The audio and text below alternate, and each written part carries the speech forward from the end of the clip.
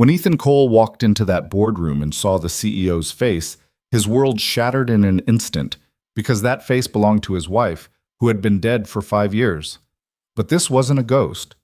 This was Elena Hart, the most powerful woman in the city, and she looked at him like a stranger, until their eyes met. Then something shifted, a flicker of recognition, a tremor in her controlled composure. And when she fired him 10 minutes later, Ethan knew the truth. Someone had been lying to him for years. His life was about to unravel. If you want to see how deep this mystery goes, stay until the end, hit that like button, and comment what city you're watching from so I can see how far this story travels. The alarm clock screamed at 5:47 a.m., 3 minutes before Ethan Cole's hand could silence it. He lay there in the darkness of his bedroom, eyes already open, staring at the ceiling fan that had stopped working 2 months ago. Another thing on the list. Another thing he'd get to eventually. The same ceiling his wife used to stare at on the mornings she couldn't sleep, tracing invisible patterns with her finger while she talked about her dreams. Ethan pushed the memory away before it could settle. He couldn't afford to start the day drowning. The floor was cold against his bare feet as he moved through the routine that had kept him alive for 5 years. Shower, shave, coffee. The motions were mechanical, practiced, safe. This was how you survived grief. You turned life into a checklist and crossed off items until you fell asleep. By 6:15, he was standing in the kitchen, packing his daughter's lunch with the precision of someone who had done it 1,000 times. Turkey sandwich, no mayo, apple slices with peanut butter. The granola bars she pretended to hate but always ate anyway. "Dad?" Mia's voice drifted from the hallway, still heavy with sleep. "In here, sweetheart." She appeared in the doorway, 7 years old and wearing the oversized t-shirt that used to belong to her mother. Ethan's chest tightened the way it always did when he saw her in the morning. She looked more like Sarah every day. Same wild brown hair that refused to be tamed. Same scattered constellation of freckles across her nose. Same way of tilting her head when she was thinking. "Did you remember picture day as Friday?" Mia asked, climbing onto the kitchen stool. "It's on the calendar," Ethan said, pouring cereal into her favorite bowl. The one with the faded cartoon characters she'd loved since she was 3. "Can I wear Mom's necklace?" The question landed quietly, but Ethan felt it everywhere. He turned slowly, meeting his daughter's eyes. She wasn't asking for permission. She was asking if it was okay to still love someone who wasn't there anymore. If it was okay to keep holding on. "Yeah," he said softly. "She'd like that." Mia smiled, and for just a second, the kitchen didn't feel quite so empty. By 7:30, Ethan was backing out of the driveway of their small house on Maple Street, watching Mia wave from the front window the way she did every morning. He waved back, forcing a smile that felt more real than it used to. Progress, maybe. Or just better acting. The city was already awake by the time he merged onto the highway. Seattle sprawled ahead of him, all glass and steel and ambition, the kind of place that kept moving whether you were ready or not. Ethan had lived here his whole life, but lately it felt like a city full of strangers, everyone rushing somewhere important, everyone pretending they had it figured out. He pulled into the parking garage of Meridian Solutions at 8:42 a.m., 18 minutes before his shift started. He used to be the kind of person who showed up exactly on time, but grief had made him cautious. Better to be early, better to have a buffer, better to control what you could control. The elevator ride to the 14th floor was silent, except for the mechanical hum and the shallow breathing of 3 other people who didn't make eye contact. Ethan studied his reflection in the polished steel doors. 41 years old. Graying at the temples faster than he wanted to admit. Lines around his eyes that hadn't been there before. He looked tired. He was tired. The doors opened, and he stepped into the realm of cubicles and fluorescent lighting that had been his professional home for the past 3 years. Meridian Solutions was a mid-sized tech consulting firm that promised innovative strategies and delivered PowerPoint presentations. It wasn't inspiring work, but it paid the bills and let him leave at 5 to pick up Mia from after-school care. That was enough. It had to be enough. "Cole!" Ethan turned to see Derek Zhang jogging toward him, coffee in one hand and a folder in the other. Derek was 26, perpetually caffeinated, and the closest thing Ethan had to a friend at work. "Did you hear?" Derek asked, slightly breathless. "Hear what?" "The CEO's here. Like, actually here. In the building. Ethan frowned. Hart? Elena Hart herself. Apparently she's doing some kind of surprise inspection. Everyone's losing their minds upstairs. Derek's eyes gleamed with the particular excitement of someone who lived for workplace drama. I heard she fired 3 people at the Portland office just for having messy desks. Sounds like a lovely person, Ethan muttered, heading toward his cubicle. Wait. Derek grabbed his arm. You're being pulled into the 9 o'clock briefing. Ethan stopped. What briefing? The one with Hart. Jenkins sent out an email 20 minutes ago. Didn't you check your phone? Ethan's stomach dropped. He pulled out his phone and saw 17 unread emails. The first one from their department head with the subject line, Mandatory Attendance, Conference Room A, 9 a.m. sharp. Why would I be in a meeting with the CEO? Ethan asked quietly. Derek shrugged. You've been heading the Belmont project, right? Maybe she wants an update. The Belmont project is 3 months ahead of schedule and under budget. Then you're golden, man. Just don't make eye contact too long. I heard she can smell fear. Ethan didn't laugh. He spent the next 11 minutes at his desk, pretending to review files while his mind raced. He'd never met Elena Hart in person. She was the kind of CEO who operated from 30,000 feet, boardrooms and quarterly earnings calls and profiles in business magazines. The kind of leader who sent company-wide emails signed with just her initials. He'd seen her photo, of course. Everyone had. Sharp features, dark hair always pulled back, eyes that looked like they could calculate your worth in seconds. But he'd never been in the same room with her, and something about the whole situation felt wrong. At 8:57 a.m., Ethan walked down the hall toward Conference Room A with the slow, deliberate steps of someone heading toward their own execution. Through the glass walls, he could see the others already assembled. Jenkins, their nervous department head, Patricia Ruiz from marketing, Michael Chen from operations. All of them sitting rigidly, hands folded, expressions carefully neutral. And at the head of the table, standing with her back to the door, was a woman in a charcoal gray suit. Ethan opened the door. The woman turned, and the world stopped. It wasn't dramatic. There was no sound effect, no sudden blur of vision, just a complete and total cessation of forward momentum as Ethan's brain tried to process what his eyes were seeing. Because standing in front of him, dressed in that perfectly tailored suit, holding a leather folder with the company logo embossed on it, was his wife. Sarah. The same face he'd kissed goodbye 1,000 mornings. The same cheekbones, the same slope of her nose, the same shape of her lips, even the same small scar above her left eyebrow from when she'd fallen off her bike at age 9. His wife, who had died 5 years ago, who he'd watched fade away in a hospital bed, holding her hand as the machines beeped and then flatlined, who he'd buried in a cemetery on the edge of the city on a Tuesday that rained so hard he couldn't tell if the water on his face was from the sky or from somewhere deeper. She was standing right there, alive, real, breathing. Mr. Cole?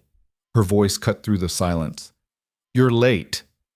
It was her voice, too. The same tone, the same subtle rasp, the same way of clipping consonants. Ethan couldn't move, couldn't speak, couldn't do anything except stand there and stare.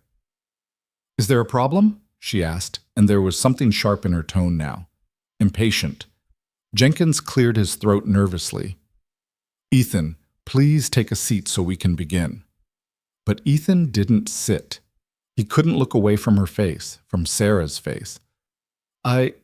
The word came out broken. He tried again. I don't understand. The woman's eyebrows drew together slightly. Confusion, maybe. Or irritation.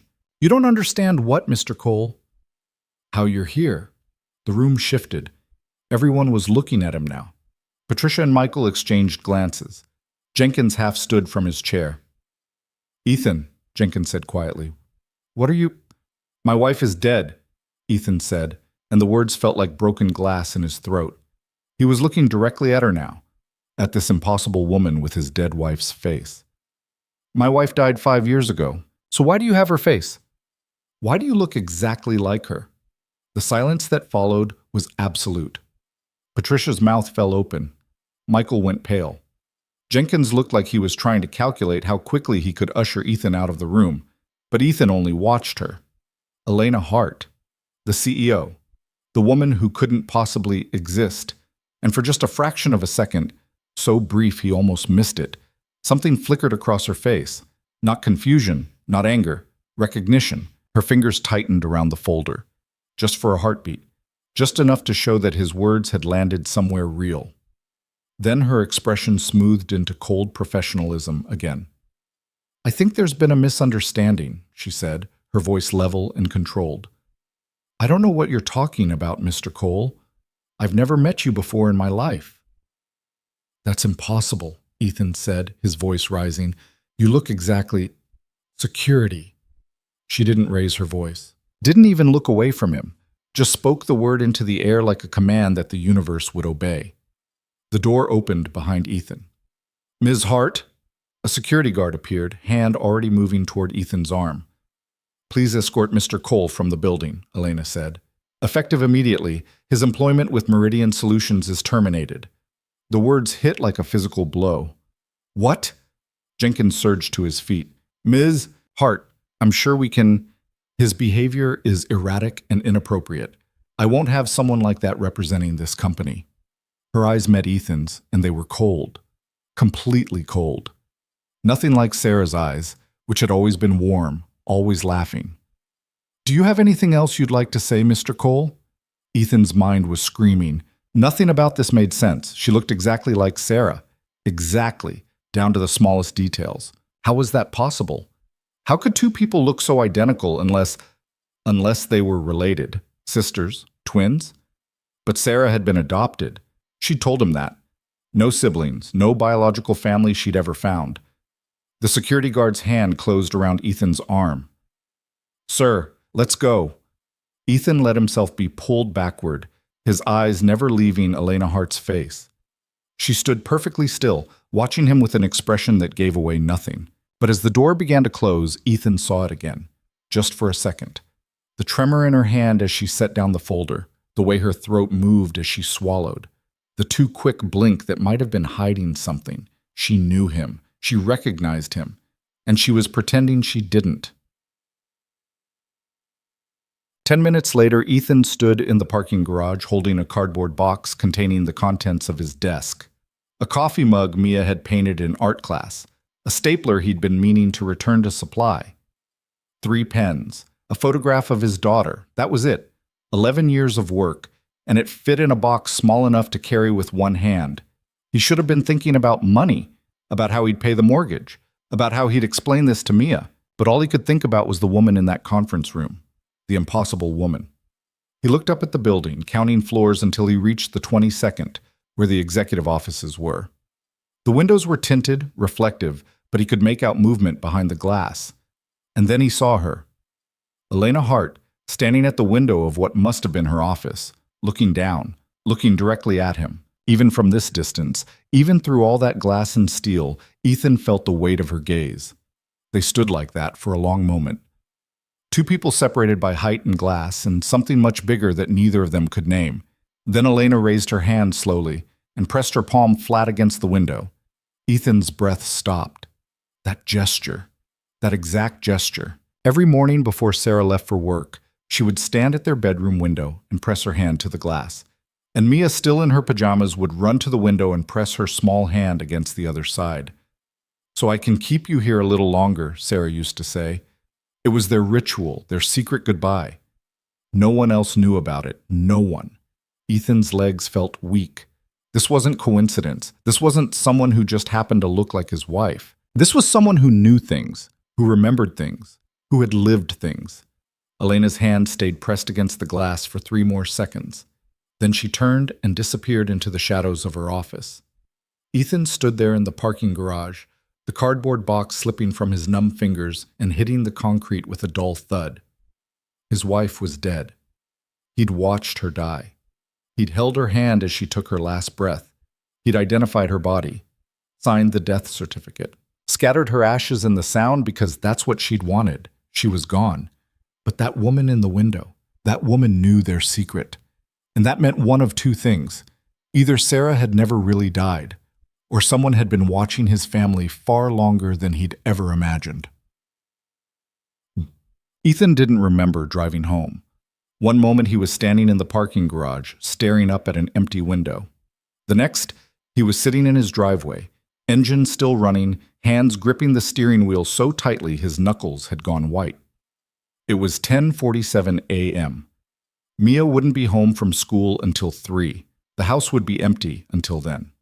He should go inside, make calls, figure out unemployment benefits, update his resume, do something practical. Instead, he pulled out his phone and typed 5 words into the search bar.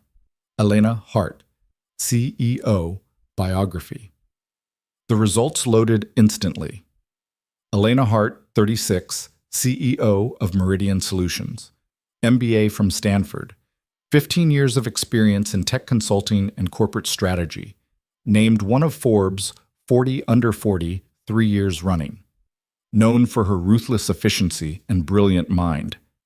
Ethan scrolled through article after article, business profiles, interview transcripts, conference appearances, Elena Hart accepting an award, Elena Hart speaking at a panel, Elena Hart standing in front of the Meridian Solutions logo, arms crossed, expression confident. Every photo showed the same thing, a woman who looked exactly like Sarah. But none of the articles mentioned anything personal. No family. No background before college. No origin story. It was like she'd materialized fully formed at 18 with a perfect academic record and no past. Ethan clicked on the early life section of her Wikipedia page.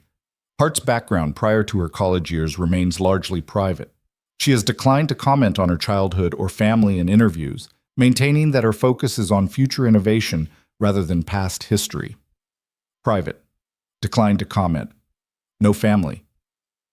Ethan's pulse hammered in his ears. Sarah had been adopted too. Closed adoption. No records. She'd spent years trying to find her biological family and hit dead end after dead end. It had been one of her deepest sadnesses. Not knowing where she came from. Not having anyone who shared her blood. What if Sarah had a sister she never knew about? A twin? It would explain the identical faces, the same mannerisms, the same voice, but it didn't explain the gesture, the hand on the glass. No one knew about that except him and Mia and Sarah, unless Sarah had told someone before she died. A sister she'd found but never mentioned. A family member who'd tracked her down too late. Ethan's head spun. He needed more information. He needed to know who Elena Hart really was. By noon, Ethan had consumed 4 cups of coffee and compiled a dossier that would have impressed a private investigator. He'd found Elena's college records, full scholarship to Stanford, graduated summa cum laude. Her professional history was impeccable. 6 different companies before Meridian, each promotion more impressive than the last. But there was nothing before Stanford. No high school, no hometown, no parents listed anywhere. She existed only from age 18 forward. And that was impossible. Everyone had a childhood. Everyone had a beginning, unless they were hiding it. Ethan pulled up Sarah's old documents. The adoption papers he'd found after she died, tucked in a box in the attic along with her baby blanket and a single photograph of her as an infant with a woman whose face was turned away from the camera. Closed adoption. Portland, Oregon. Date of birth, March 15th, 1990. He typed Elena Hart's birthday into the search bar. March 15th, 1990. The same day. The same city. Ethan's hands started shaking. This wasn't coincidence. This was proof. Sarah and Elena had been born on the same day in the same city to an unknown mother who had given them both up for adoption. Twins separated at birth. It happened. He'd seen documentaries, read articles, stories of siblings finding each other decades later, shocked by how similar they were. But Sarah had died never knowing she had a sister. And Elena knew. She had to know. The way she'd looked at him in that conference room, the way her hand had trembled, the way she'd pressed her palm against the glass. She knew exactly who he was, and she'd fired him anyway. That afternoon, Ethan picked up Mia from school in a daze. "Why are you here early?" she asked, climbing into the back seat and tossing her backpack down. "They let me leave work early today," Ethan said, which was technically true. "Cool. Can we get ice cream?" "Sure, sweetheart." They went to the small shop near their house, the one with the hand-painted sign and the owner who always gave Mia an extra scoop. Ethan watched his daughter attack a cone of strawberry ice cream with the single-minded focus of a child who believed in the essential goodness of frozen desserts. She looked so much like Sarah. What would she say if she knew there was someone out there with her mother's face? Would she want to meet her? Would it help or hurt? "Dad, you're staring," Mia said through a mouthful of ice cream. "Sorry, kiddo, just thinking." "About what?" "About the fact that your mother might have had a twin sister. About the fact that I just got fired for telling the truth. About the fact that I don't know what to do next. About how you're going to clean that ice cream off your face before it gets on your shirt," he said instead.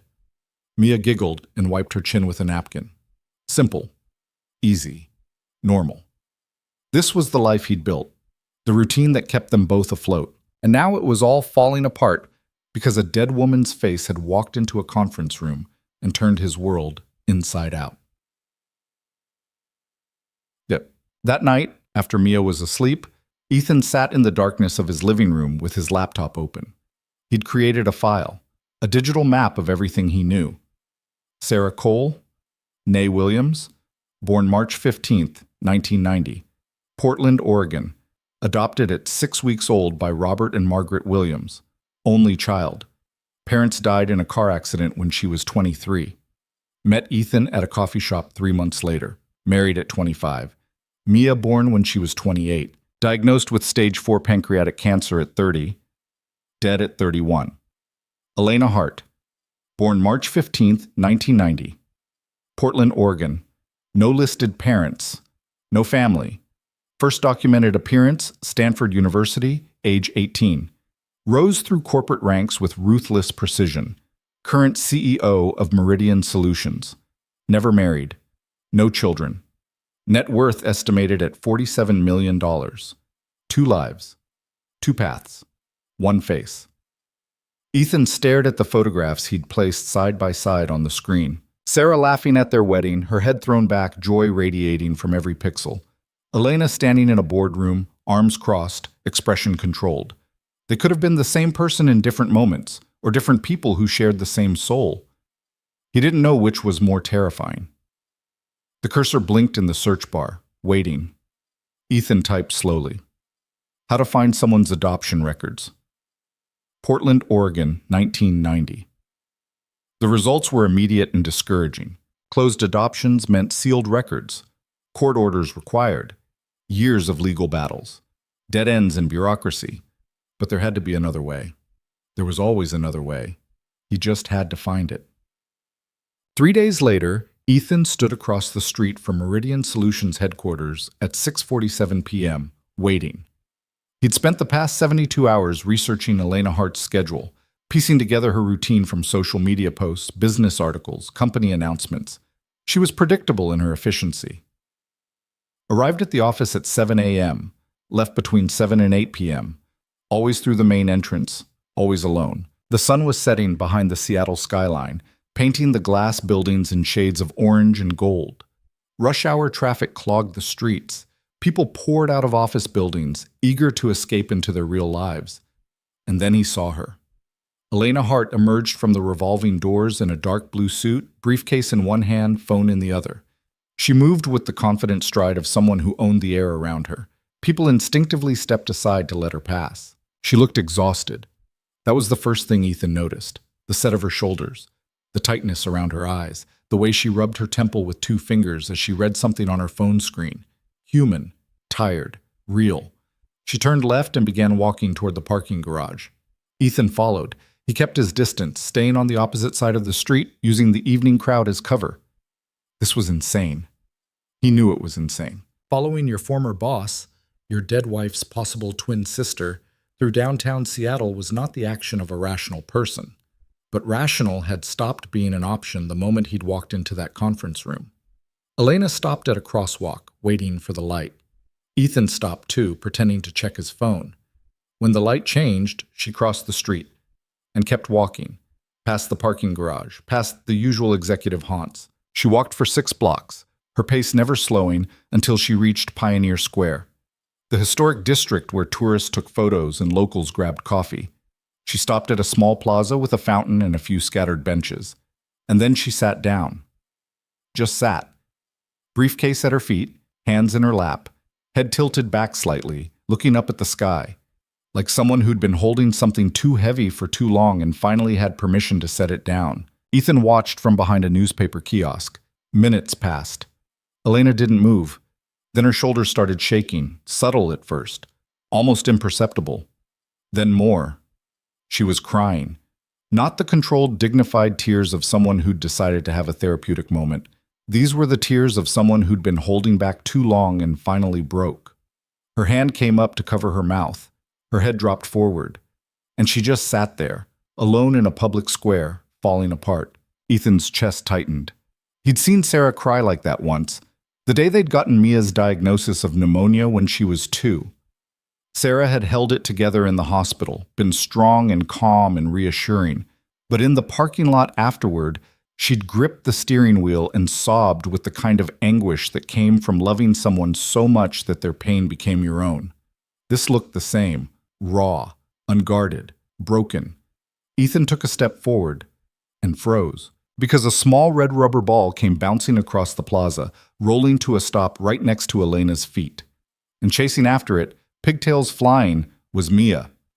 "Sorry," Mia called out, running toward the bench. No, no, no, no. Ethan's heart stopped. He'd told his daughter to wait in the car. He'd parked 2 blocks away. He'd locked the doors. He'd said 10 minutes.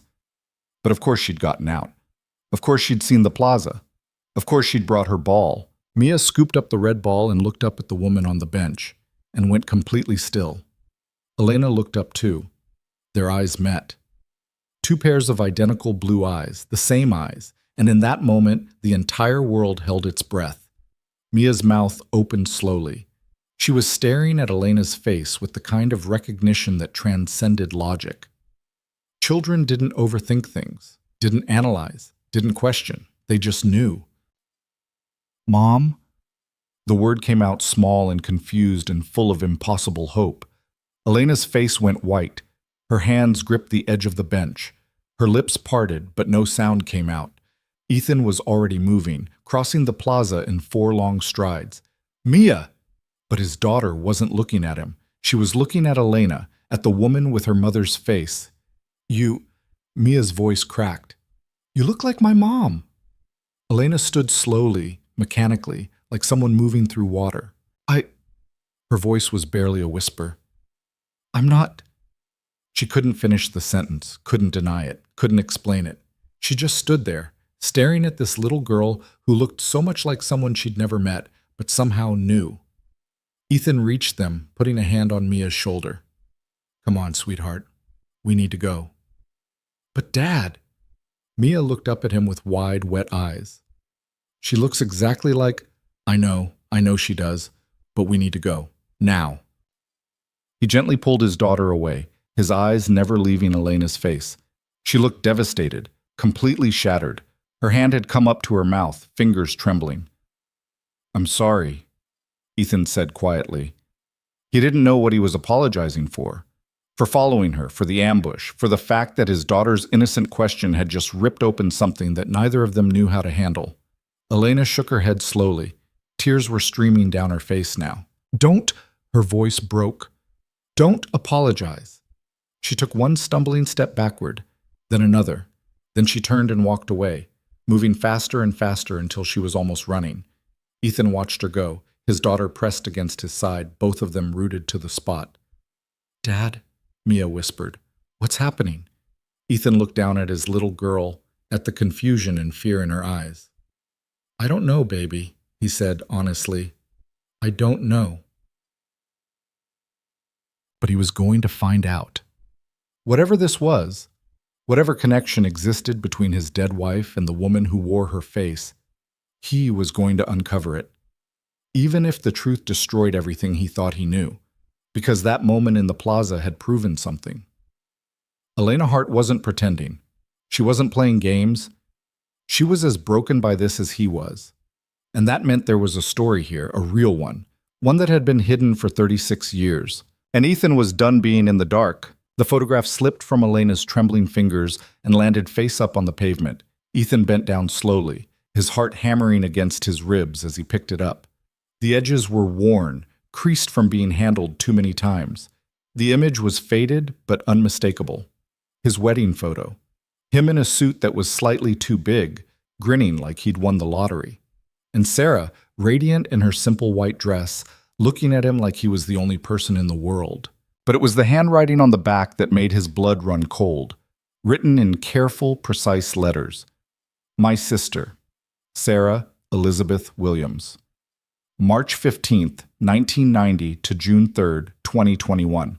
Below that, in the same handwriting, I'm sorry I never found you in time. Ethan's vision blurred. Elena stood 15 feet away, her back pressed against the brick wall of a closed bookstore, one hand covering her mouth. She looked like she wanted to disappear into the bricks themselves. How long have you known? Ethan's voice came out rougher than he intended. Please. Elena's eyes darted to Mia, who stood clutching her father's hand, staring at this stranger with her mother's face. Not here. Not in front of... How long? Ethan demanded. Elena's composure cracked further. A tear slid down her cheek, and she wiped it away angrily, like it had betrayed her. 2 years, she whispered. I've known for 2 years. The words hit Ethan like a physical blow. 2 years, he repeated slowly. You knew about Sarah for 2 years, and you never... I was too late, Elena's voice broke. By the time I found her, she was already gone. Do you understand? I spent my entire life searching for my family, and when I finally found her, all I got was a death certificate and a newspaper obituary. Mia's hand tightened in Ethan's. Dad, I don't understand, she said quietly. Ethan looked down at his daughter. She was 7 years old, too young to process this. Too young to understand that the world could be this complicated, this cruel. Go wait by the fountain, sweetheart, he said gently. Just for a few minutes. But, please, Mia. Something in his tone made her nod. She walked backwards slowly, her eyes never leaving Elena's face, then turned and ran to the fountain where her red ball sat forgotten. Ethan waited until she was out of earshot before turning back to Elena. Start from the beginning, he said, and don't leave anything out. Elena closed her eyes, and when she opened them again, they were red-rimmed and exhausted. I was adopted, she began, her voice barely above a whisper, by a couple in Tacoma, James and Patricia Hart. They were good people, successful. They gave me everything I needed except the one thing I wanted most. The truth about where you came from. She nodded. It was a closed adoption. Every time I asked, they told me the same thing. The records were sealed, my biological mother wanted privacy. I should be grateful for what I had, and I was grateful. But I needed to know. Her hands twisted together. When I was 18, I hired a private investigator. It took him 3 months to find anything, and what he found was almost nothing. My mother's name was Elizabeth Morse. She was 17 when she gave birth. Twins. Both girls. Both adopted through separate agencies. Ethan's chest tightened. You knew you had a twin. I knew. But the investigator couldn't find her. The other adoption was handled by a different agency in Portland, and their records were even more locked down. He said it could take years, maybe decades. Might never happen at all. Elena's voice shook. So I did what I do best. I focused on work, built a career, made myself successful, told myself it didn't matter, that I didn't need anyone. But you kept looking. Every spare moment, every connection I made, every resource I gained access to, I used it to search. And 5 years ago, I finally got a break. A clerk at the Portland Adoption Agency owed someone a favor. She gave me a name, Sarah Elizabeth Williams. Ethan felt the ground shift beneath him. That was right before she died. Yes. Elena's voice cracked. I found my sister's name on a Tuesday. By Friday, I had her address, her phone number, photos from her social media. I saw her pictures and I couldn't breathe. It was like looking in a mirror. After 30 years of wondering, I finally had proof. I had a sister. Why didn't you contact her? I was going to. Elena's tears fell freely now. I had it all planned. I was going to fly to Seattle that weekend, show up at her door, introduce myself, finally have the family I'd been searching for my entire life. She paused, her voice dropping to barely a whisper. But on Thursday night, I got curious. I wanted to know more about her before I showed up. so I did a deeper search, and I found her obituary. The plaza was quiet, except for the sound of the fountain and distant traffic.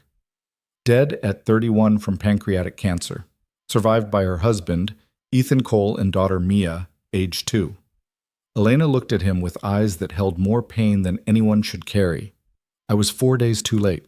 4 days. If I had just moved faster, if I had called instead of waiting, if I had done anything differently, you would have met her, Ethan finished quietly. I would have had a sister. Elena's voice broke completely. Someone who understood, someone who looked like me and maybe thought like me and came from the same place, someone who could have told me about our mother, about where we came from, about why we were given away. She wiped her eyes roughly. Instead, all I got was her grave. Ethan's anger began to dissolve into something more complicated, something that felt uncomfortably like understanding. You went to the cemetery. 3 times.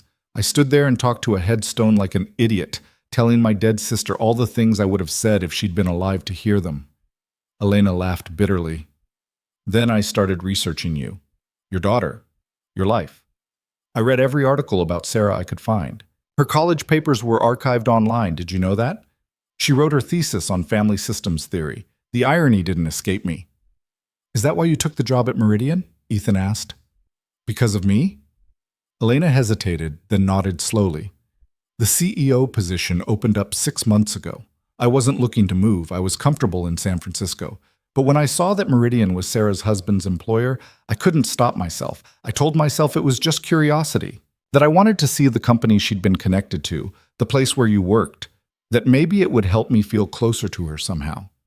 That's insane. I know, but grief makes you do insane things. Elena's eyes met his. You of all people should understand that. He did. He understood it better than he wanted to admit. So you took the job, Ethan said, moved to Seattle, started running the company, and then what? You were just going to watch me from a distance? I wasn't going to approach you, I swear I wasn't. I thought if I could just work in the same building, breathe the same air, it would be enough, that I could have some small connection to the family I'd lost before I'd ever had it. She shook her head, but then you walked into that conference room and I saw your face, and everything I'd prepared myself for just fell apart. Ethan remembered that moment, the way she'd looked at him, the way her hand had trembled. You recognized me from the photos. Immediately. Sarah posted so many pictures of you online, your wedding photos, vacation photos, just random moments of your life together. I'd memorized your face from hours of scrolling through her old social media profiles like some kind of stalker. Elena's voice turned bitter. And there you were, in my conference room, looking at me like I was a ghost, and I panicked. So you fired me. I thought if I could just make you go away, I could go back to my safe distance. Keep pretending this was sustainable. She laughed without humor. Clearly, that didn't work. Across the plaza, Mia was sitting on the edge of the fountain, swinging her legs and humming to herself, blissfully unaware of the truth being excavated between 2 strangers. The gesture, Ethan said quietly. At the window, the hand on the glass.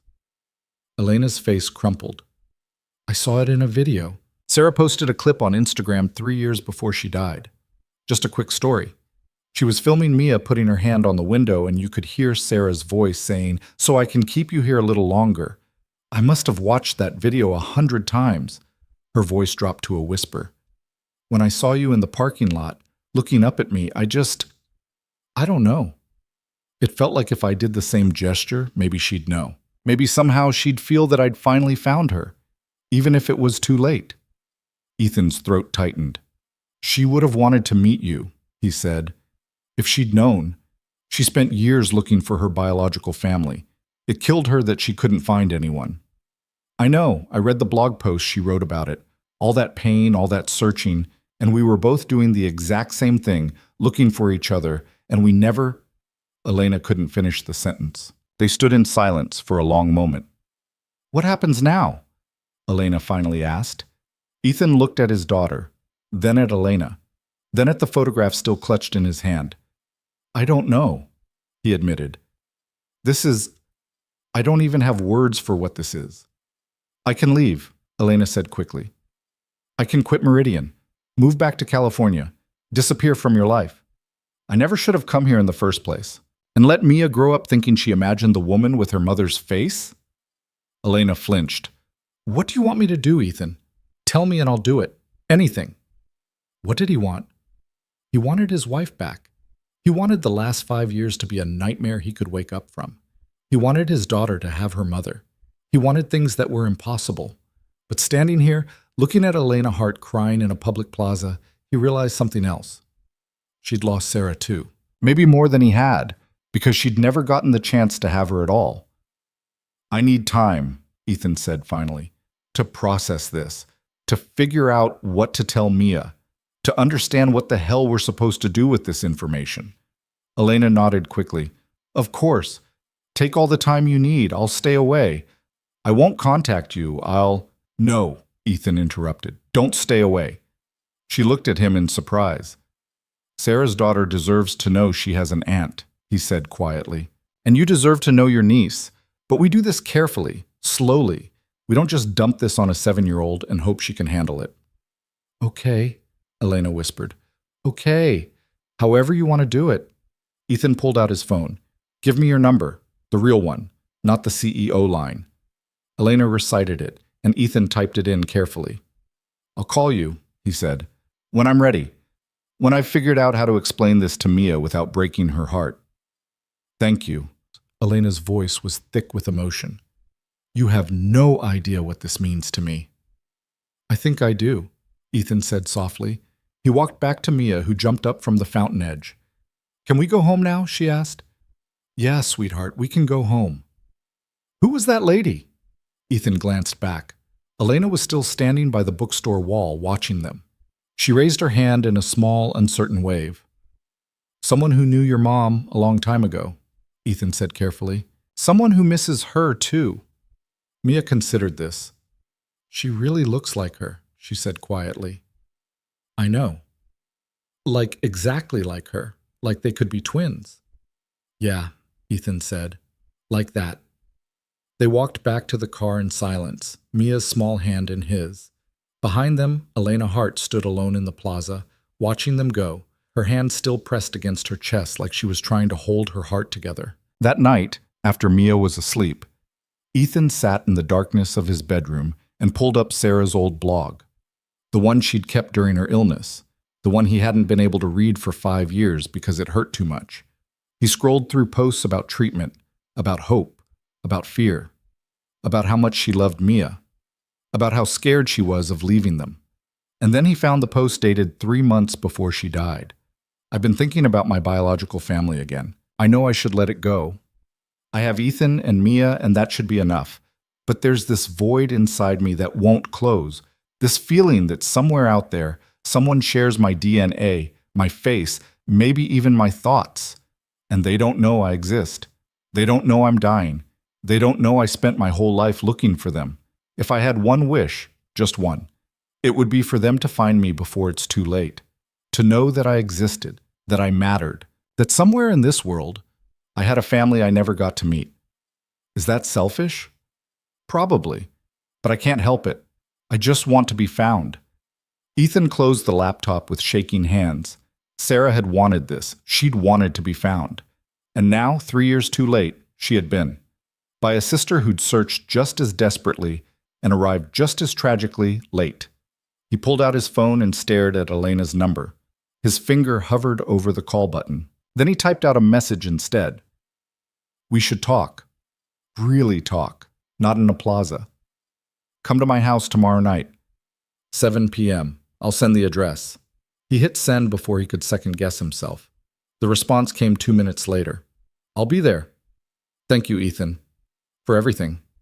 He set the phone down and walked to Mia's room. She was asleep, curled around her favorite stuffed rabbit, her face peaceful in the soft glow of her nightlight. She looked so much like Sarah, but she also looked like Elena, because they were all connected now, whether they wanted to be or not. 3 people bound by a ghost. And tomorrow, they would start figuring out what that meant. The next evening, Ethan cleaned the house for the first time in weeks. He vacuumed, did the dishes, straightened the pictures on the wall, picked up Mia's toys from the living room floor. Why are you being weird? Mia asked, watching him from the couch. I'm not being weird. I'm cleaning. You're never this clean unless Grandma's coming over. We have a guest tonight. Mia perked up. Who? Remember the lady from yesterday? From the plaza? Mia's eyes went wide. The one who looks like Mom? Yeah, her name is Elena. She's coming over for dinner. Why? This was the question Ethan had been dreading. He sat down next to his daughter, choosing his words carefully. Because it turns out she knew your mom when they were both babies. And she wants to know more about her. It wasn't a lie. Just not the whole truth yet. Oh, Mia said. Then, can I show her my room? If you want to. And Mom's paintings? Sarah had been an amateur artist. Terrible at it, actually, but she'd loved it anyway. Her watercolors still hung in the hallway, abstract swirls of color that made Ethan smile and ache in equal measure. Yeah, honey, you can show her the paintings. At 6:57 p.m., the doorbell rang. Ethan's heart jumped into his throat. He opened the door. Elena stood on his porch in jeans and a simple sweater, looking nothing like the powerful CEO from the conference room. Her hair was down. She wore minimal makeup. She looked nervous and young and completely out of her element. Hi, she said softly. Hi, come in. Elena stepped inside, her eyes immediately scanning the space, taking in the family photos on the walls, the lived-in mess of a house with a child, the evidence of a life that had continued without her sister. It's a beautiful home, she said. It's small, but it's ours. Mia appeared from the hallway, suddenly shy. She peered at Elena from behind Ethan's leg.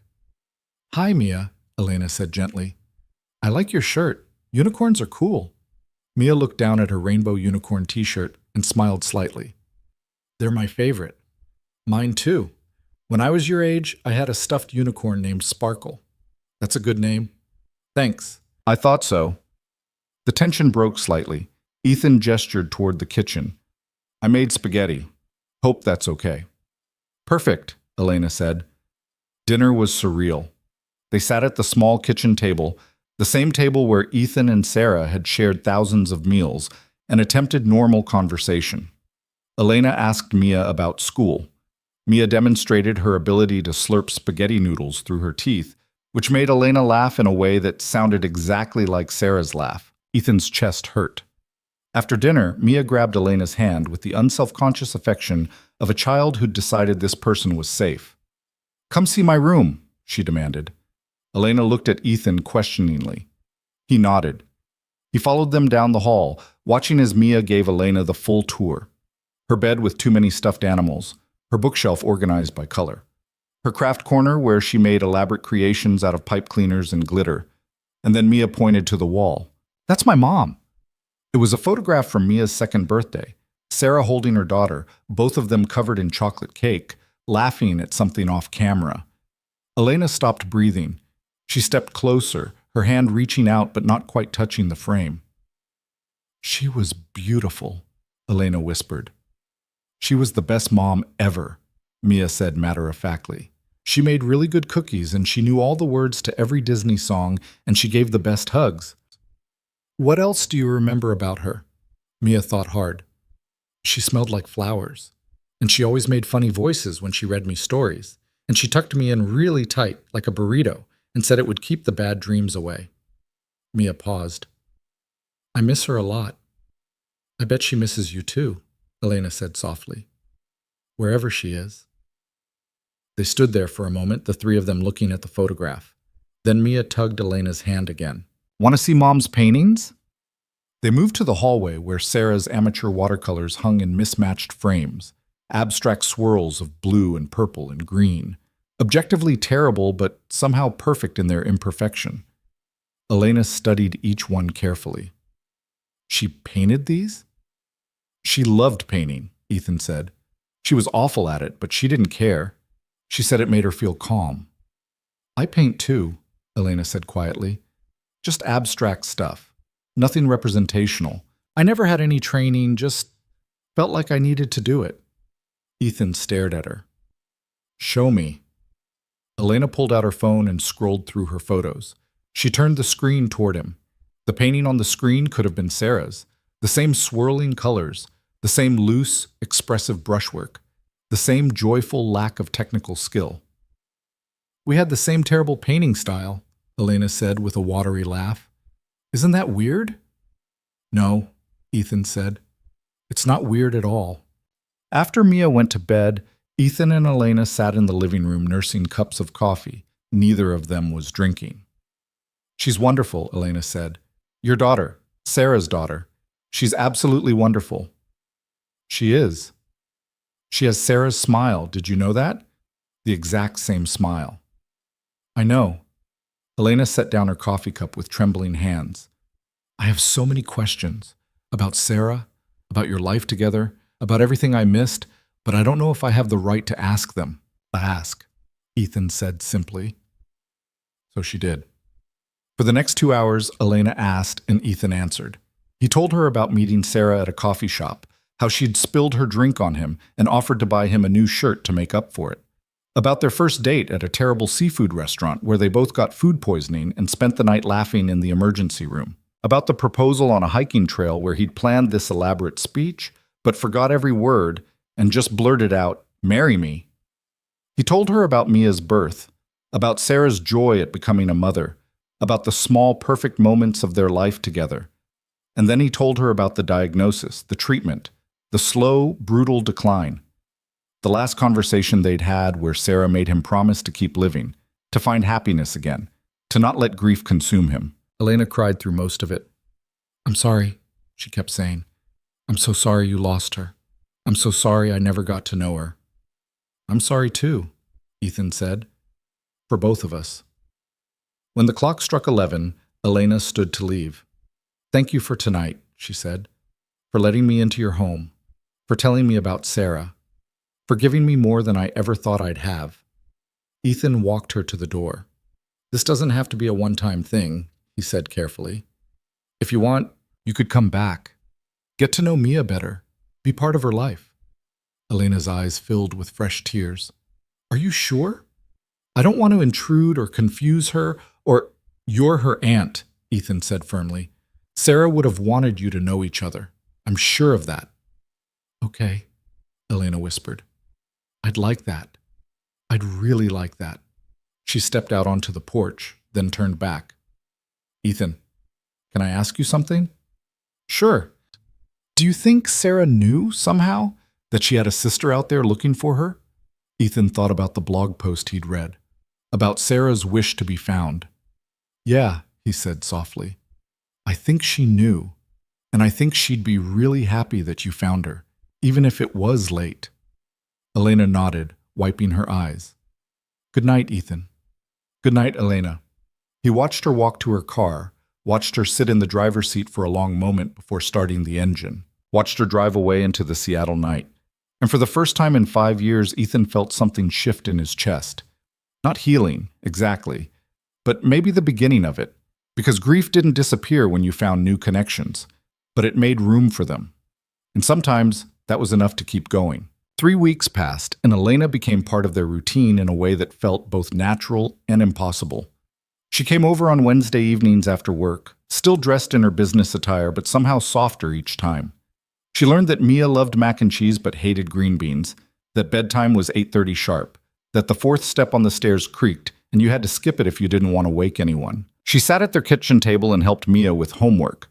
Her CEO brilliance applied to second-grade math problems with the same intensity she probably gave merger negotiations.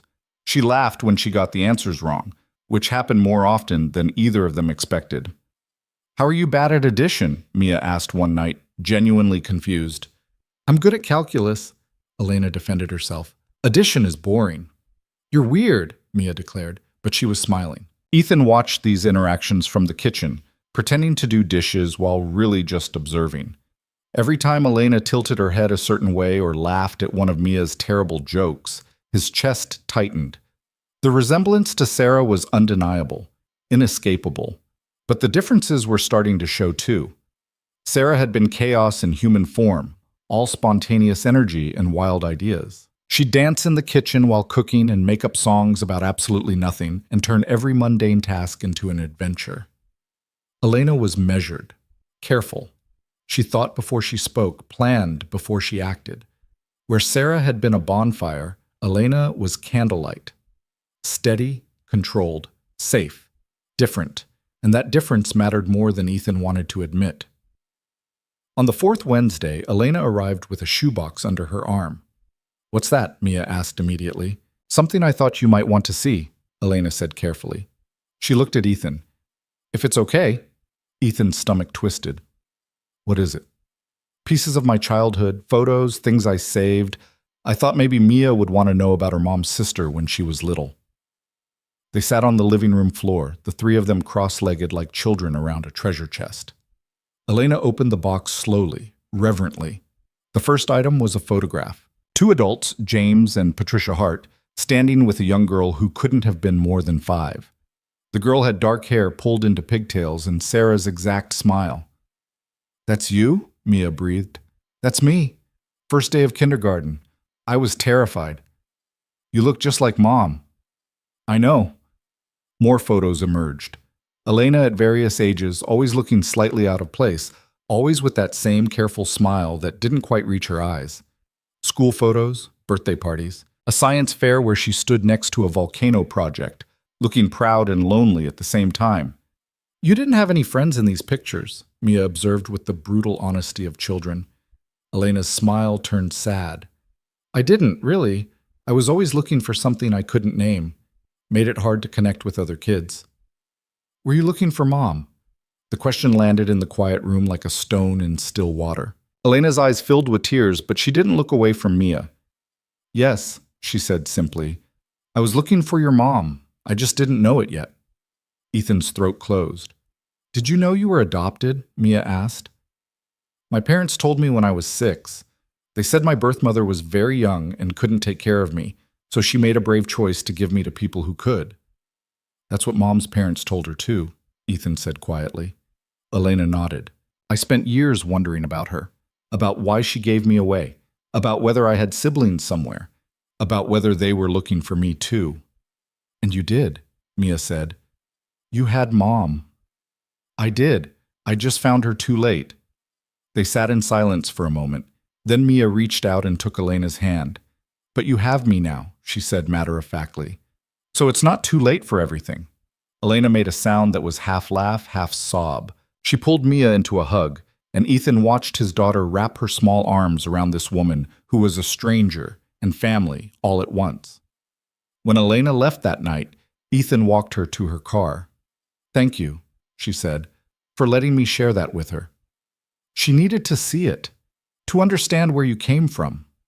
Elena leaned against her car, looking up at the stars barely visible through Seattle's light pollution. "Can I ask you something?" she said. "Always. Does it hurt, having me around? Do I make it worse, looking like her?" Ethan considered lying, considered saying something comforting and false. But Elena deserved the truth. "At first, yes. Every time I looked at you, all I saw was everything I'd lost. It was like having a ghost in my house." He paused. "But it's getting easier. Because you're not her, Elena. You look like her. You have her mannerisms. You even paint like her. But you're a completely different person. Is that good or bad? It's just true. And I think I'm starting to see you instead of her shadow." Elena's eyes shimmered in the porch light. "I'm glad," she whispered. "Because I don't want to be her ghost. I want to be someone real to you and Mia. Someone who exists on her own." "You are," Ethan said. "You're becoming that more every day." She smiled, and this time it was genuine. "Good night, Ethan." "Good night." He watched her drive away, then went back inside to find Mia still sitting with the shoebox, carefully examining each photo. "Dad?" "Yeah, sweetheart." "I like Aunt Elena." The word caught him off guard. Aunt. When had Mia decided on that title? "I like her too," he admitted. "Do you think Mom would be happy that we found her?" Ethan sat down next to his daughter and pulled her close. "I think your mom would be thrilled. She always wanted to find her family." "Then I'm glad she did, even if it's late." Out of the mouths of children, Ethan thought, such simple wisdom. "Me too, baby. Me too." The next week, Elena showed up on Saturday instead of Wednesday. "I hope this is okay," she said when Ethan opened the door. "I know we usually do Wednesdays, but I thought maybe we could do something different today, if you're free." "What kind of different?" There's a children's museum downtown, interactive exhibits, hands-on science stuff. I thought Mia might like it. Before Ethan could respond, Mia appeared behind him, already pulling on her shoes. Yes, can we go, Dad, please? Ethan looked between his daughter's excited face and Elena's hopeful one. Sure. Why not? The museum was controlled chaos. Children screaming with delight, parents looking exhausted, interactive displays that made noise and light and required constant supervision. Mia ran from exhibit to exhibit like she'd been given unlimited energy and a mission to use it all. Elena kept pace with her, genuinely engaged in every activity. She helped Mia build a bridge out of wooden blocks, solved a puzzle involving water flow and gravity, and spent 20 minutes in the art section helping create a collaborative mural. Ethan hung back, watching them together. The way Elena crouched down to Mia's level when explaining something. The way she listened with complete attention when Mia chattered about nothing. The way she smiled, really smiled, in a way he'd never seen during their Wednesday dinners. She looked happy, unguarded, alive. They look alike, don't they? Ethan turned. An older woman stood next to him, also watching children play. She nodded toward Elena and Mia. Your wife and daughter, same smile. Ethan's first instinct was to correct her, but something stopped him. Yeah, he said simply. They do. The woman smiled and moved on, leaving Ethan with that small, strange moment of mistaken identity. Your wife. The words echoed in his head, uncomfortable and confusing. Elena wasn't his wife. She was his wife's sister, his daughter's aunt, a piece of Sarah's lost past finally found. So why did hearing those words make his heart beat faster? Later, they got ice cream from a vendor outside the museum. Mia got chocolate, obviously. Elena got vanilla with rainbow sprinkles, which made Mia laugh. That's a kid's order, Mia teased. I'm making up for lost time, Elena said. I was a very serious child. No fun allowed. That's sad. It was. So now I'm going to eat ice cream with sprinkles whenever I want. They sat on a bench in the afternoon sun, watching people pass by. Tourists with cameras. Street performers playing guitars. Couples holding hands. Normal life. The kind of normal that had felt impossible for 5 years. This is nice, Elena said quietly. Thank you for letting me come. You don't have to thank us every time, Ethan said. You're family. Elena looked at him, surprised. Family? That's what you are, isn't it? Mia's aunt, Sarah's sister, part of our history. I like the sound of that, Elena said softly. Mia finished her ice cream and immediately wanted to chase pigeons. Ethan watched her run around the plaza, arms outstretched, making bird sounds. She's so much like Sarah, Elena observed. The fearlessness, the joy. She finds wonder in everything. Sarah was like that until the end. Even when she was sick, she'd find something to marvel at. A sunset, a flower, the way light hit the hospital wall. I wish I'd known her. I wish you had too. You would have loved each other. Elena was quiet for a moment. Then, can I ask you something potentially invasive? Go ahead. Have you dated anyone since Sarah? The question startled him. No, haven't really thought about it. Why not? Ethan shrugged. Grief, Mia, being busy, take your pick. Or maybe because no one else is Sarah. He looked at her sharply. What's that supposed to mean? Nothing judgmental, just an observation. You loved her completely. That doesn't just go away. It doesn't. But Sarah made me promise not to stop living, said she'd haunt me if I turned into some tragic widower who never moved on. Elena smiled. That sounds like something she'd say. Based on her blog posts, anyway. You read her blog? Every post, multiple times. It was the closest I could get to knowing her. Elena's expression turned thoughtful. She wrote about you a lot, about how much she loved you, about how grateful she was to have found someone who understood her completely. Ethan's chest tightened. She was easy to love. I don't doubt that for a second. They sat in comfortable silence, watching Mia attempt to make friends with a particularly stubborn pigeon. Can I ask you something now? Ethan said. Fair's fair. Why haven't you dated? Or married? Built your own family? Elena's smile turned sad. Hard to build a family when you're searching for the one you lost. Every relationship I tried felt incomplete. Like I was only giving half of myself because the other half was still looking for Sarah. She paused. Does that sound crazy? No, it sounds honest. Well, honesty's not great for romantic relationships, apparently. Turns out telling someone you're obsessed with finding your dead twin sister isn't a turn-on. Ethan laughed despite himself. Fair point. Besides, work became my substitute. Building companies, making deals, climbing ladders. If I stayed busy enough, I didn't have to think about what I was missing. And now? Now I have Mia. And you. And Wednesday dinners and Saturday museum trips. It's not what I'd imagined when I was searching for Sarah, but it's real and it's wonderful and I'm grateful for it. Mia ran back to them, out of breath and covered in pigeon feathers. Can we come back next week? She asked. We'll see, Ethan said, brushing feathers off her shirt. That's parent code for probably not, Mia informed Elena sagely. Noted, Elena said seriously. I'll work on your dad. They drove home in Elena's car, a sleek sedan that probably cost more than Ethan's annual salary. Mia fell asleep in the back seat, exhausted from her adventures. She's out, Elena observed, glancing in the rearview mirror. She always crashes hard after big days. They drove through Seattle's evening streets, the city lit up and alive around them. Neither of them spoke, but the silence felt comfortable, natural.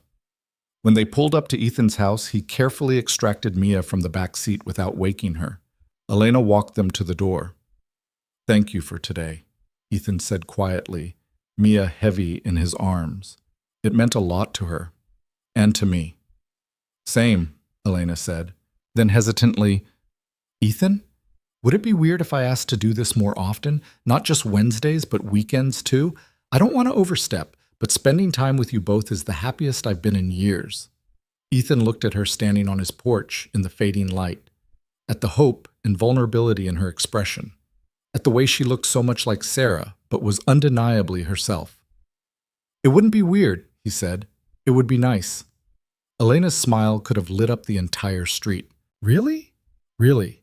You're part of this family now, Elena. Might as well act like it. She looked like she might cry. Instead, she stepped forward and hugged him carefully, mindful of the sleeping child between them. Thank you, she whispered against his shoulder, for giving me this, for letting me in. Ethan shifted Mia's weight and hugged her back with one arm. Thank you for finding us, even if it was late. When Elena pulled back, her eyes were shining. I'll see you Wednesday? Wednesday. And maybe next Saturday too, if Mia's museum addiction requires another fix. It's a date. The word hung in the air between them, loaded with meaning neither of them acknowledged. Elena cleared her throat. I mean, not a date, just a plan. A family plan. I know what you meant, Ethan said gently. But as he watched her drive away, carrying Mia inside and tucking her into bed still in her clothes because she was too deeply asleep to change, he wondered if he did know what she meant. And more importantly, he wondered what he wanted it to mean. The weeks blurred into a month, then two. Elena became a fixture in their lives so seamlessly, it was hard to remember a time when she hadn't been there. She learned Mia's favorite bedtime stories and started reading them in different character voices. She fixed the ceiling fan in Ethan's bedroom that had been broken for months. She brought groceries when she noticed they were running low and pretended it wasn't charity. She started keeping spare clothes at the house for the night she stayed late and didn't want to drive home in business attire. A drawer in the guest room slowly filled with her things. It felt domestic. It felt dangerous. One Tuesday night, after Mia had gone to bed, Ethan and Elena sat on the back porch with glasses of wine. Neither of them was really drinking. The Seattle summer evening was perfect, warm but not hot, with a breeze that carried the scent of roses from the neighbor's garden. I got my old job back, Ethan said suddenly. Elena looked at him in surprise. At Meridian? Yeah, HR called yesterday. Said there'd been a review of my termination and they determined it was unjust. Offered me my position back with back pay and a promotion. Did you take it? No. Why not? Ethan swirled his wine. Because I don't want to work there anymore. I don't want to be in that building, walking those halls, sitting in that conference room where I first saw you. It feels like going backward. What do you want? I don't know. Something different. Something that feels like moving forward instead of staying in place. Elena was quiet for a moment. Then, I'm stepping down as CEO. Ethan's head snapped up. What? I've been thinking about it for weeks. I took that position for the wrong reasons, to feel close to Sarah, to be near you and Mia. But it's not what I want anymore. I'm good at running companies, but I'm tired of it consuming my entire life. What will you do? I have some ideas, consulting maybe, something with more flexibility, more time for things that actually matter. She looked at him. Time for family. The words settled between them, warm and significant. When? Ethan asked. I'm announcing it next week. Training my replacement. Should be fully transitioned by September. That's fast. I've learned that life's too short to waste time on things that don't make you happy. Elena smiled. Sarah taught me that. Through her blog posts, through everything she wrote about choosing joy and love and meaning over prestige and money. She would have liked knowing she influenced someone. She influenced me more than she could have imagined. I've read her words so many times I could recite them. About making every moment count. About not waiting for someday. About living like you mean it.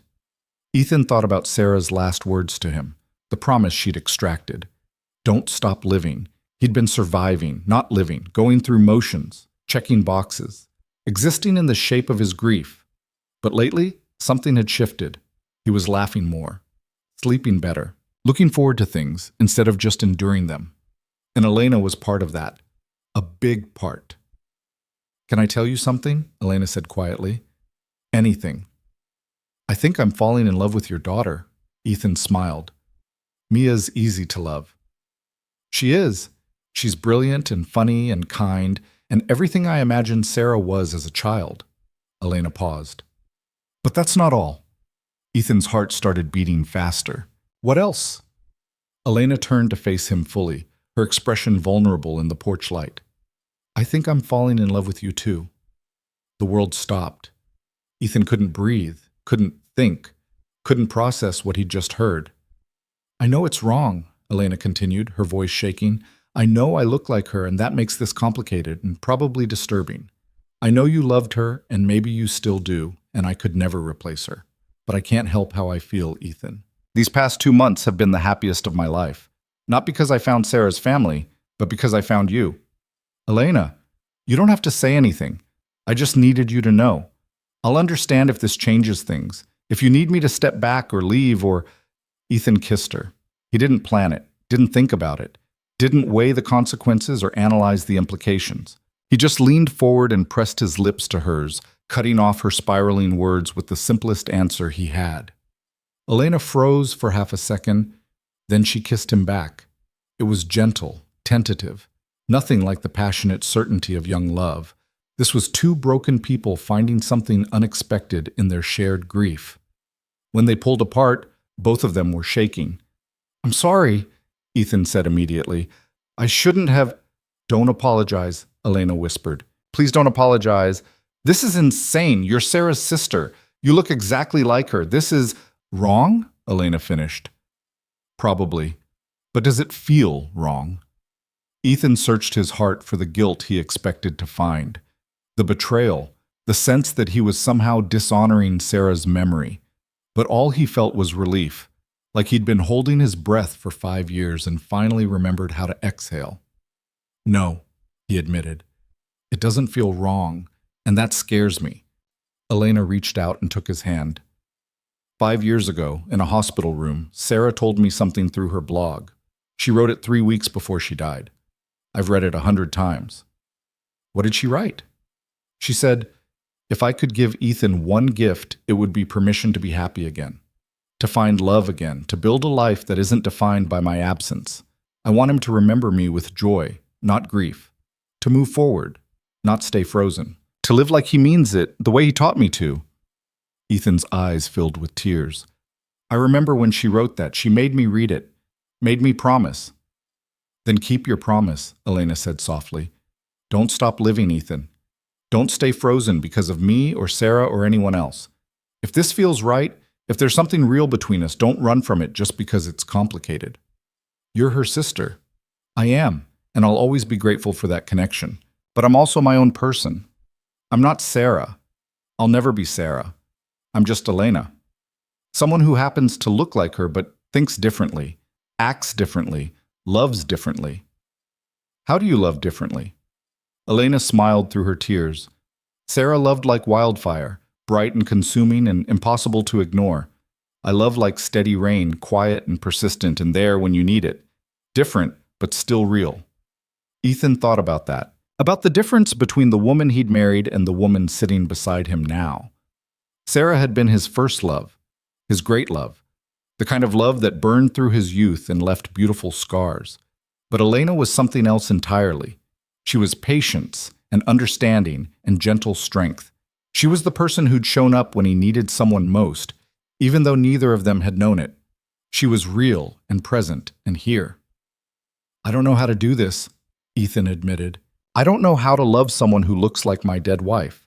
I don't know how to explain this to Mia or to myself or to anyone who knew Sarah. We don't have to figure it all out tonight, Elena said. We can take this slowly, see where it goes. No pressure, no expectations. Just two people who care about each other trying to find something good in a complicated situation. What if it doesn't work? Then we'll still be family. We'll still have Mia connecting us. We'll still matter to each other, just in a different way. Ethan looked at her in the porch light, this woman who was impossible and real all at once. I'm terrified, he said honestly. Me too, Elena whispered, but I want to try. Her smile was like sunrise. Yeah? Yeah.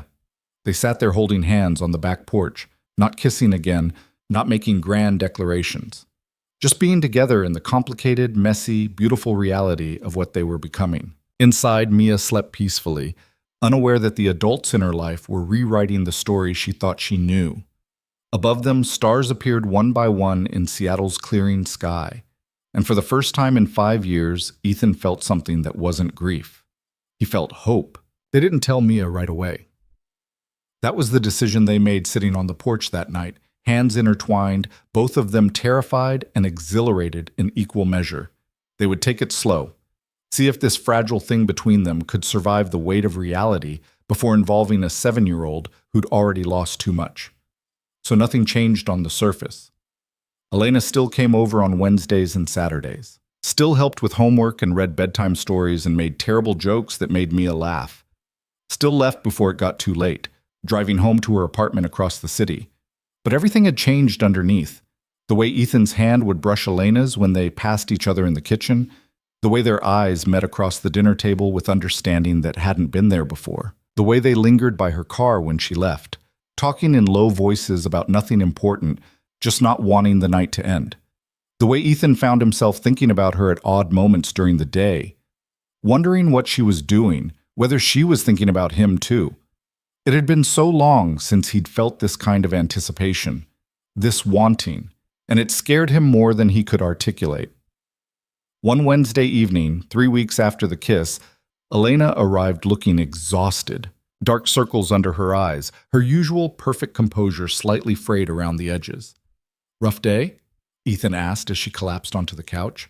The board is fighting my resignation. They want me to stay on another 6 months for the transition. I told them that defeats the entire purpose of stepping down, but apparently my replacement needs comprehensive knowledge transfer. She rubbed her temples. I'm so tired of fighting. Mia appeared from the hallway, took one look at Elena, and immediately climbed onto the couch next to her. You look sad, Mia announced. Just tired, sweetheart. Do you want to see the fort I built in my room? Forts make everything better. Elena smiled despite her exhaustion. That sounds perfect. Ethan watched them disappear down the hallway, Mia chattering about her architectural masterpiece made of blankets and chairs. He heard their voices drifting back. Mia's excited, Elena's warm and engaged despite her weariness. This was what family sounded like. Not perfect, not simple, but real. When they emerged 20 minutes later, Elena looked lighter. Mia had somehow convinced her to wear a princess crown made of construction paper, which Elena wore without a trace of self-consciousness. We decided I'm the queen of the blanket kingdom, Elena explained solemnly. All hail the queen, Ethan said, bowing slightly. Mia giggled. Dad, you have to curtsy, not bow. Queens get curtsies. My mistake. I'll practice. They had dinner, spaghetti again, because Mia insisted it was tradition now, and afterward Mia fell asleep on the couch during a movie about talking animals. Ethan carried her to bed while Elena cleaned up the kitchen without being asked. When he came back, she was standing at the sink, washing dishes by hand even though they had a dishwasher. "You don't have to do that," Ethan said. "I know. I wanted to." She glanced at him over her shoulder. "It feels nice. Domestic. Normal." Ethan moved to stand beside her, picking up a towel to dry. They worked in comfortable silence for a few minutes. "Can I ask you something?" Elena said quietly. "Always." "Do you ever feel guilty about this?" She gestured vaguely between them. "About us?" Ethan considered the question carefully. "Sometimes. Usually late at night when I can't sleep and my brain starts cataloging all the reasons this is complicated. You look like her. You're her sister. People will think it's weird or wrong or that I'm trying to replace her. But then I remember that Sarah spent her whole life wishing she could find her biological family, that her dying wish was for me to keep living, to find happiness again. And somehow, impossibly, both of those things are connected through you." He set down the dish he was drying. "It feels like the universe gave me the most complicated gift imaginable. One I'm not sure I deserve but can't bring myself to refuse." Elena turned off the water and faced him fully. "I feel guilty too," she admitted. "Like I'm somehow taking advantage of Sarah's memory. Like I'm stepping into a space that isn't mine. Like loving you means I'm betraying the sister I never got to know." "Are you loving me?" The question hung between them, vulnerable and necessary. Elena's eyes met his, steady and certain. "Yes," she said simply. "I am, even though it terrifies me. Even though I don't know how to navigate this. Even though every logical part of my brain says this is too complicated to work." Ethan stepped closer, closing the distance between them. "What does the illogical part say?" "That you're the first person who's ever made me feel like I belong somewhere. That Mia is the family I'd given up hoping for. That this house feels more like home than anywhere I've ever lived." Her voice dropped to a whisper. "That maybe finding Sarah late doesn't mean I can't still find everything I was looking for." Ethan cupped her face in his hands, his thumbs tracing the line of her cheekbones. The same cheekbones Sarah had, the same face he'd once known better than his own. But when he looked at Elena now, he saw her. Not his wife's ghost, not a replacement or a substitute. Just Elena, patient, steady, real Elena. "I'm falling in love with you," he said. "And it scares me and confuses me and feels impossible, but it's true." Elena's breath caught. "You don't have to say that just because I—" He kissed her, deeper this time than the tentative brush of lips on the porch 3 weeks ago. This was deliberate, intentional, a choice they were both making with full awareness of its weight. Elena's hands came up to grip his shirt, pulling him closer. The kiss tasted like wine and courage, and the kind of hope that came from unexpected places. When they broke apart, both breathing hard, Elena rested her forehead against his. "What are we doing?" she whispered. "Something terrifying and possibly stupid and hopefully beautiful." "That's not a plan." "No, but it's honest." Elena laughed softly. "I've spent my whole life planning everything. Every move calculated, every risk assessed. Maybe it's time I tried something different." "Like what?" "Like this. Like us. Like seeing where this goes without needing to have all the answers first." Ethan pulled her into a hug, and they stood there in the kitchen, holding each other like they were the only solid things in an uncertain world. "We should tell Mia," Elena said into his shoulder. "Soon, before she figures it out on her own and feels like we lied to her." How do we explain this to a 7-year-old? Very carefully, and with lots of reassurance that nothing about her life is changing except maybe having me around more. She already wants you around all the time. Then maybe this won't be as hard as we think. But Ethan knew it would be hard, because children asked impossible questions and deserved honest answers. And he had no idea how to explain that he was falling in love with his dead wife's twin sister without it sounding like something out of a therapy textbook. They decided to wait until the weekend, give themselves a few days to figure out the right words, to prepare for questions they couldn't predict. But life had other plans. On Friday afternoon, Ethan got a call from Mia's school. She'd been in a fight during recess. Nothing serious, no one was hurt, but the principal wanted both parents to come in for a meeting. Ethan arrived at the school with his stomach in knots. Mia had never been in a fight. She was gentle, sensitive, the kind of kid who cried when cartoon characters were sad. The principal, Mrs. Chen, met him in her office. Mia sat in a chair looking small and defiant, her arms crossed, jaw set in a way that reminded Ethan painfully of Sarah. "What happened?" Ethan asked, sitting down beside his daughter. Mrs. Chen folded her hands on her desk. According to witnesses, another student, Tyler Morrison, said something that upset Mia. She pushed him, and he fell and scraped his knee. Both children have been talked to, but I wanted to speak with you about Mia's side of the story. Ethan looked at his daughter. "Mia? What did Tyler say?" Mia's lower lip trembled, but her voice was fierce. "He said dead people don't come back, that I was lying about having a mom who looked like Mom." Ethan's heart sank. "What do you mean, sweetheart?" I told him about Aunt Elena, about how she looks exactly like Mom, and he said I was making it up because dead people are dead and they don't have twins who show up later. He said I was a liar. Tears spilled down Mia's cheeks, so I pushed him. Mrs. Chen's expression softened slightly. "Mia, I understand you were upset, but we don't use violence to solve our problems, even when someone says something hurtful." "I know," Mia whispered. "I'm sorry." Tyler has apologized too. "You'll both be sitting out from recess for the rest of the week." Mrs. Chen looked at Ethan. "Is there something going on at home we should know about? Mia's been talking about this aunt quite a bit lately." Ethan scrambled for the right words. "Yes, we recently connected with a relative. My late wife's biological sister. They were separated at birth and never knew about each other until after my wife's passing. She's been spending time with us, getting to know Mia." Mrs. Chen's eyebrows rose slightly. "That must be quite a complicated situation." "It is, but it's also been good for Mia. Healing, even." "Well, I'm glad she has family support, but perhaps we should schedule a meeting with the school counselor, just to make sure Mia has all the tools she needs to process these complicated emotions." They left the office 10 minutes later, Mia holding Ethan's hand tightly. In the car, she was quiet until they pulled out of the parking lot. "Am I in trouble?" she asked in a small voice. "You're in trouble for pushing, yes. We don't hit people, Mia, no matter what they say." "I know, I just got so mad." "Why did it make you so angry?" Mia was quiet for a long moment. "Because Tyler doesn't understand. He thinks Aunt Elena is weird or fake or something, but she's real. She's my family. And it's not fair that people think it's wrong just because it's different." Ethan pulled over into a parking lot and turned to face his daughter. "You're right. It's not fair. And people won't always understand our family. But that doesn't mean there's anything wrong with it." "Do you think it's wrong? That Aunt Elena is here?" "No, baby. I think it's a gift. A really complicated, confusing gift, but a gift." Mia looked at him with eyes too old for her age.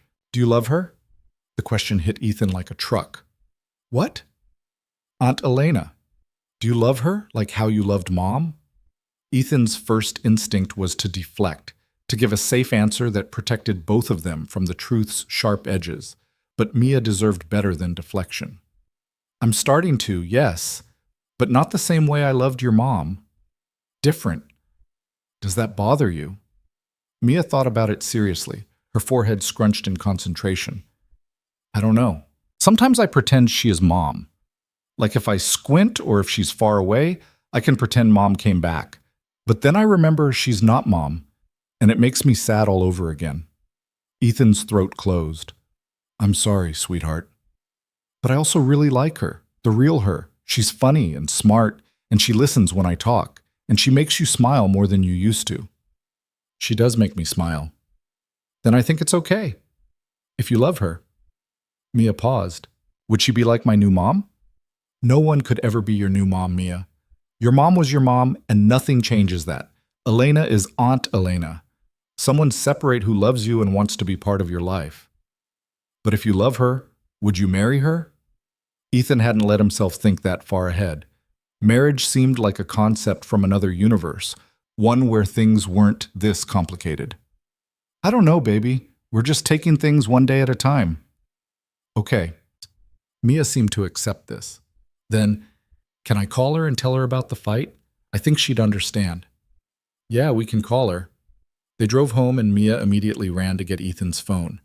He dialed Elena's number and put it on speaker. She answered on the second ring. "Hey, is everything okay?" "Hi, Aunt Elena," Mia said. "I got in a fight today." There was a pause. "Are you all right? Is anyone hurt?" "Everyone's fine. I just pushed Tyler Morrison because he said you weren't real." "Oh, Mia." Elena's voice was soft. "I'm very real, I promise." "I know, that's what I told him. But he didn't believe me." Sometimes people don't understand things that are different from what they've experienced. That doesn't mean we're wrong. It just means they need more time to understand. That's what Dad said too. "Your dad is a smart man." Mia smiled. "Can you come over tonight? I want to show you the drawing I made of you." "I'd love that. I'll be there in an hour." After they hung up, Mia went to her room to work on her drawing. Ethan sat on the couch, his head in his hands. This was getting complicated fast. School counselors, fights, questions about marriage. He needed to get ahead of this before it spiraled further. When Elena arrived, she found Ethan pacing in the kitchen. "What's wrong?" she asked immediately. He told her everything. The fight, Mrs. Chen, Mia's questions in the car. Elena listened, her expression growing more troubled with each detail. "She asked if you'd marry me," Ethan finished. "A 7-year-old is asking about marriage and we haven't even been on a real date." "What did you tell her?" "That we're taking things one day at a time. But Elena, this is moving fast. Too fast. Kids at school are talking, parents are probably gossiping, and we don't even know what we are yet." Elena was quiet for a moment. Then, "Do you want to stop, slow down, take a step back?" "No," Ethan said immediately. Then quieter. "No, I just want to figure out how to do this right. How to protect Mia while also letting ourselves have this. Maybe we can't protect her from everything. Maybe some complication is inevitable, and we just have to trust that she's strong enough to handle it. She's 7. And she's Sarah's daughter, which means she's tougher than she looks." Elena moved closer. "What if we tell her the truth? Not the complicated adult stuff, but the simple version. That we care about each other, that we're trying to figure out what that means. That nothing about her security or her place in this family changes. And if she's not okay with it, then we listen. We adjust. We make sure she knows her feelings matter more than ours." Ethan pulled Elena into a hug, breathing in the scent of her shampoo, different from Sarah's, he noticed. Sarah had used something floral and sweet. Elena's was clean and subtle, like fresh laundry. Different. Always different in the small ways that mattered. "Okay," he said into her hair. "Let's tell her tonight." They found Mia in her room, surrounded by crayons and paper. She'd drawn a picture of 3 stick figures holding hands. One tall with dark hair, Ethan. One medium-sized with dark hair, Elena. One small with wild brown hair, herself. "What do you think?" Mia asked proudly. Ethan and Elena exchanged glances. "It's beautiful, sweetheart," Ethan said. "Can we talk to you about something?" Mia set down her crayons, sensing the serious tone. "Am I in more trouble?" "No, nothing like that." Ethan sat on the floor and Elena joined him. Mia sat cross-legged across from them, waiting. "You asked me earlier if I loved Aunt Elena," Ethan began carefully. "And I told you I was starting to. That's still true. But I wanted you to know what that means." "Okay," Mia said slowly. "It means that Aunt Elena and I care about each other in a special way. Not just as friends, but as people who want to spend time together, who make each other happy. Like how you and Mom were? Different from that, but still important." Mia looked at Elena. "Do you love my dad?" Elena nodded. "I do. Very much. But that doesn't mean I'm trying to replace your mom or be someone I'm not. I'm just Elena. Someone who loves your dad and loves you and wants to be part of your family." "You're already part of our family," Mia said matter-of-factly. "You come over all the time. You know where we keep the cereal. You have your own toothbrush in the bathroom." Ethan blinked. "You noticed the toothbrush?" "I notice everything." Mia tilted her head, considering. "So if you love each other, does that mean you'll kiss and stuff?" Elena's face turned red. Ethan coughed. Maybe sometimes. Is that okay with you?" Mia shrugged. "I guess. It's kind of weird because Aunt Elena looks like Mom, but also not weird because she's not Mom. She paused. Can I still call her Aunt Elena? Of course, Elena said quickly. Always. That's who I am. And you're not going to leave, right? Even if you and Dad are together? I'm not going anywhere, Mia. I promise.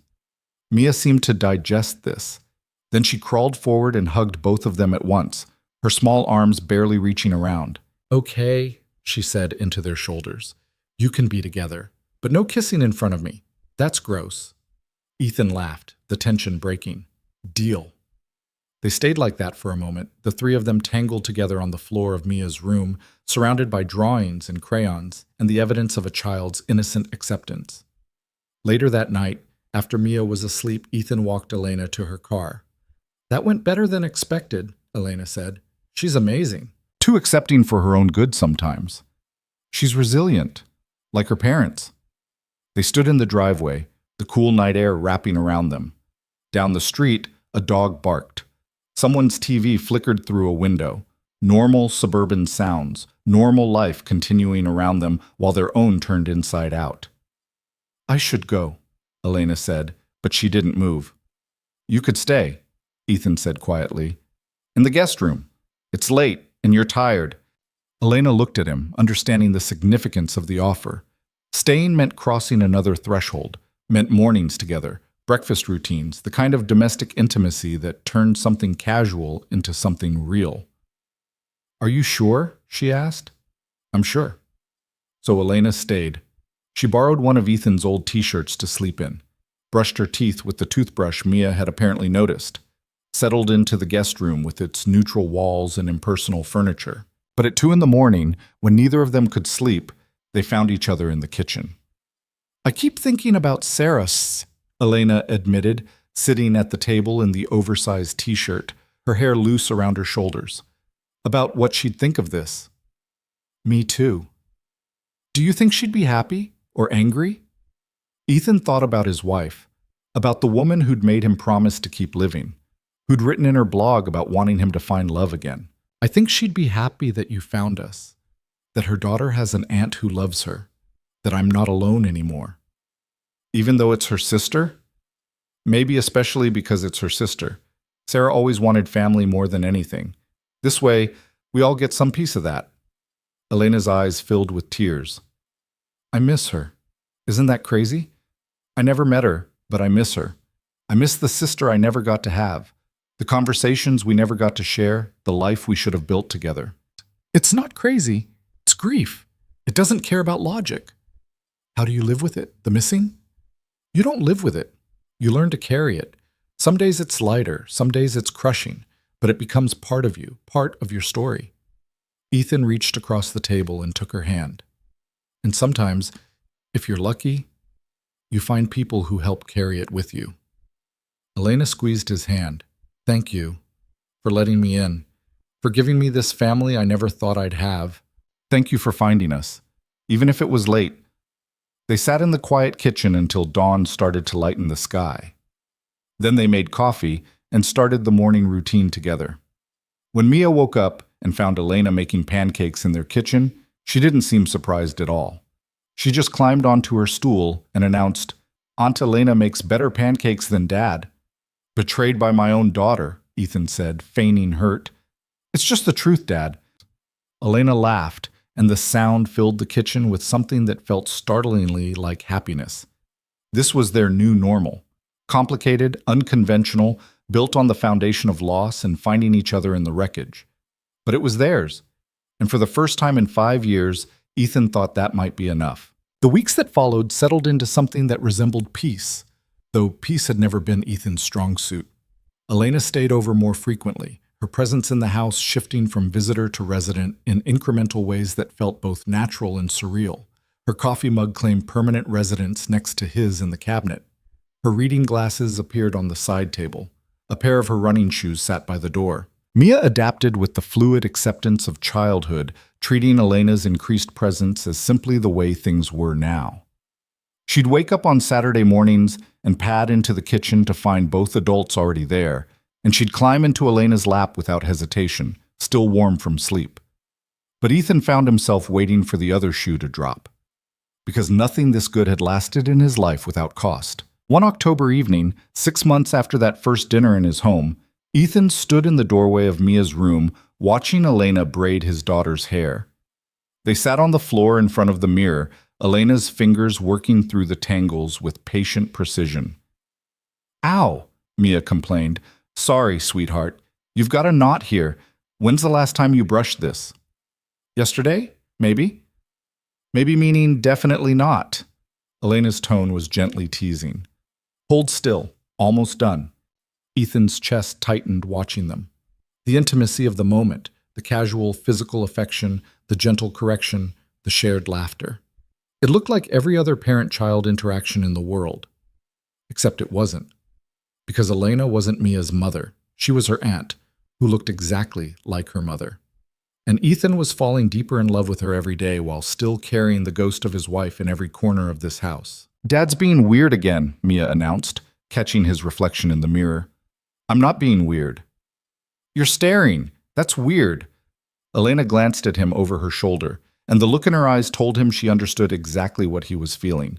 The wonder and the guilt and the impossible mathematics of loving someone who wore your dead wife's face but possessed an entirely different soul. "Your dad's allowed to stare," Elena said lightly. "I did an excellent braid. It deserves admiration." "It's pretty good," Mia admitted, turning her head to examine Elena's handiwork. After Mia was in bed, Ethan and Elena sat on the back porch with wine they were actually drinking this time. The October air was crisp, carrying the scent of wood smoke from a neighbor's fireplace. Leaves skittered across the yard in the breeze. "You've been quiet tonight," Elena observed. "Just thinking." "About?" Ethan took a long breath. "About whether we're doing the right thing. About what this looks like from the outside. About how to explain to Mia that the woman who braids her hair and makes her breakfast is her aunt, not her mother, but also someone I'm in love with." "We don't have to explain it to anyone," Elena said quietly. "What we are is between us."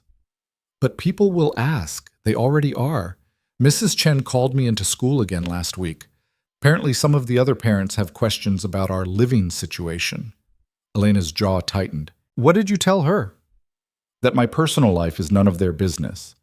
"But it bothered me, Elena.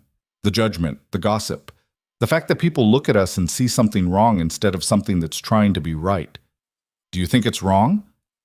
"No, but I think it's complicated in ways I'm not sure we've fully confronted yet." Elena set down her wine glass carefully. "What are you saying, Ethan?" "I'm saying that maybe we need to talk about what this is, what we're building, whether it's sustainable or if we're just two broken people clinging to each other because of shared grief."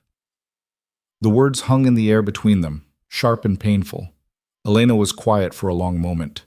When she spoke, her voice was measured, controlled, the CEO voice she used when negotiations got difficult. "Is that what you think this is? Shared grief?" "I don't know what I think anymore. 6 months ago, you were a stranger. Now you're living in my house, sleeping in my guest room, raising my daughter. And I love you, I really do. But Sarah is everywhere here, Elena. In the photos on the walls, in Mia's face, in the way you tilt your head when you're thinking. How do I know I'm not just trying to get her back through you?" Elena flinched like he'd struck her. "Is that what you think when you look at me? That I'm a substitute?" "No, that's not what I meant." "Then what did you mean?" Her voice cracked slightly, the control slipping. "Because it sounds like you're saying that everything we've built is just elaborate grief therapy, that I'm some kind of Sarah-shaped bandage for your broken heart. That's not fair." "None of this is fair, Ethan." Elena stood abruptly, her wine sloshing dangerously close to the rim. "I didn't ask to look like her. I didn't ask to be the twin who survived. I didn't ask to fall in love with my dead sister's husband and have to navigate the impossible ethics of whether that makes me a terrible person. Elena, I've spent 6 months trying to be myself while knowing that every time you look at me, you see her first. I've watched you flinch when I laugh a certain way, or wear my hair down, or do any of the 100 small things that remind you of what you lost. And I've tried so hard to be okay with it because I understand. I do. But now you're telling me you're not sure this is real? That maybe we're just broken people playing house?"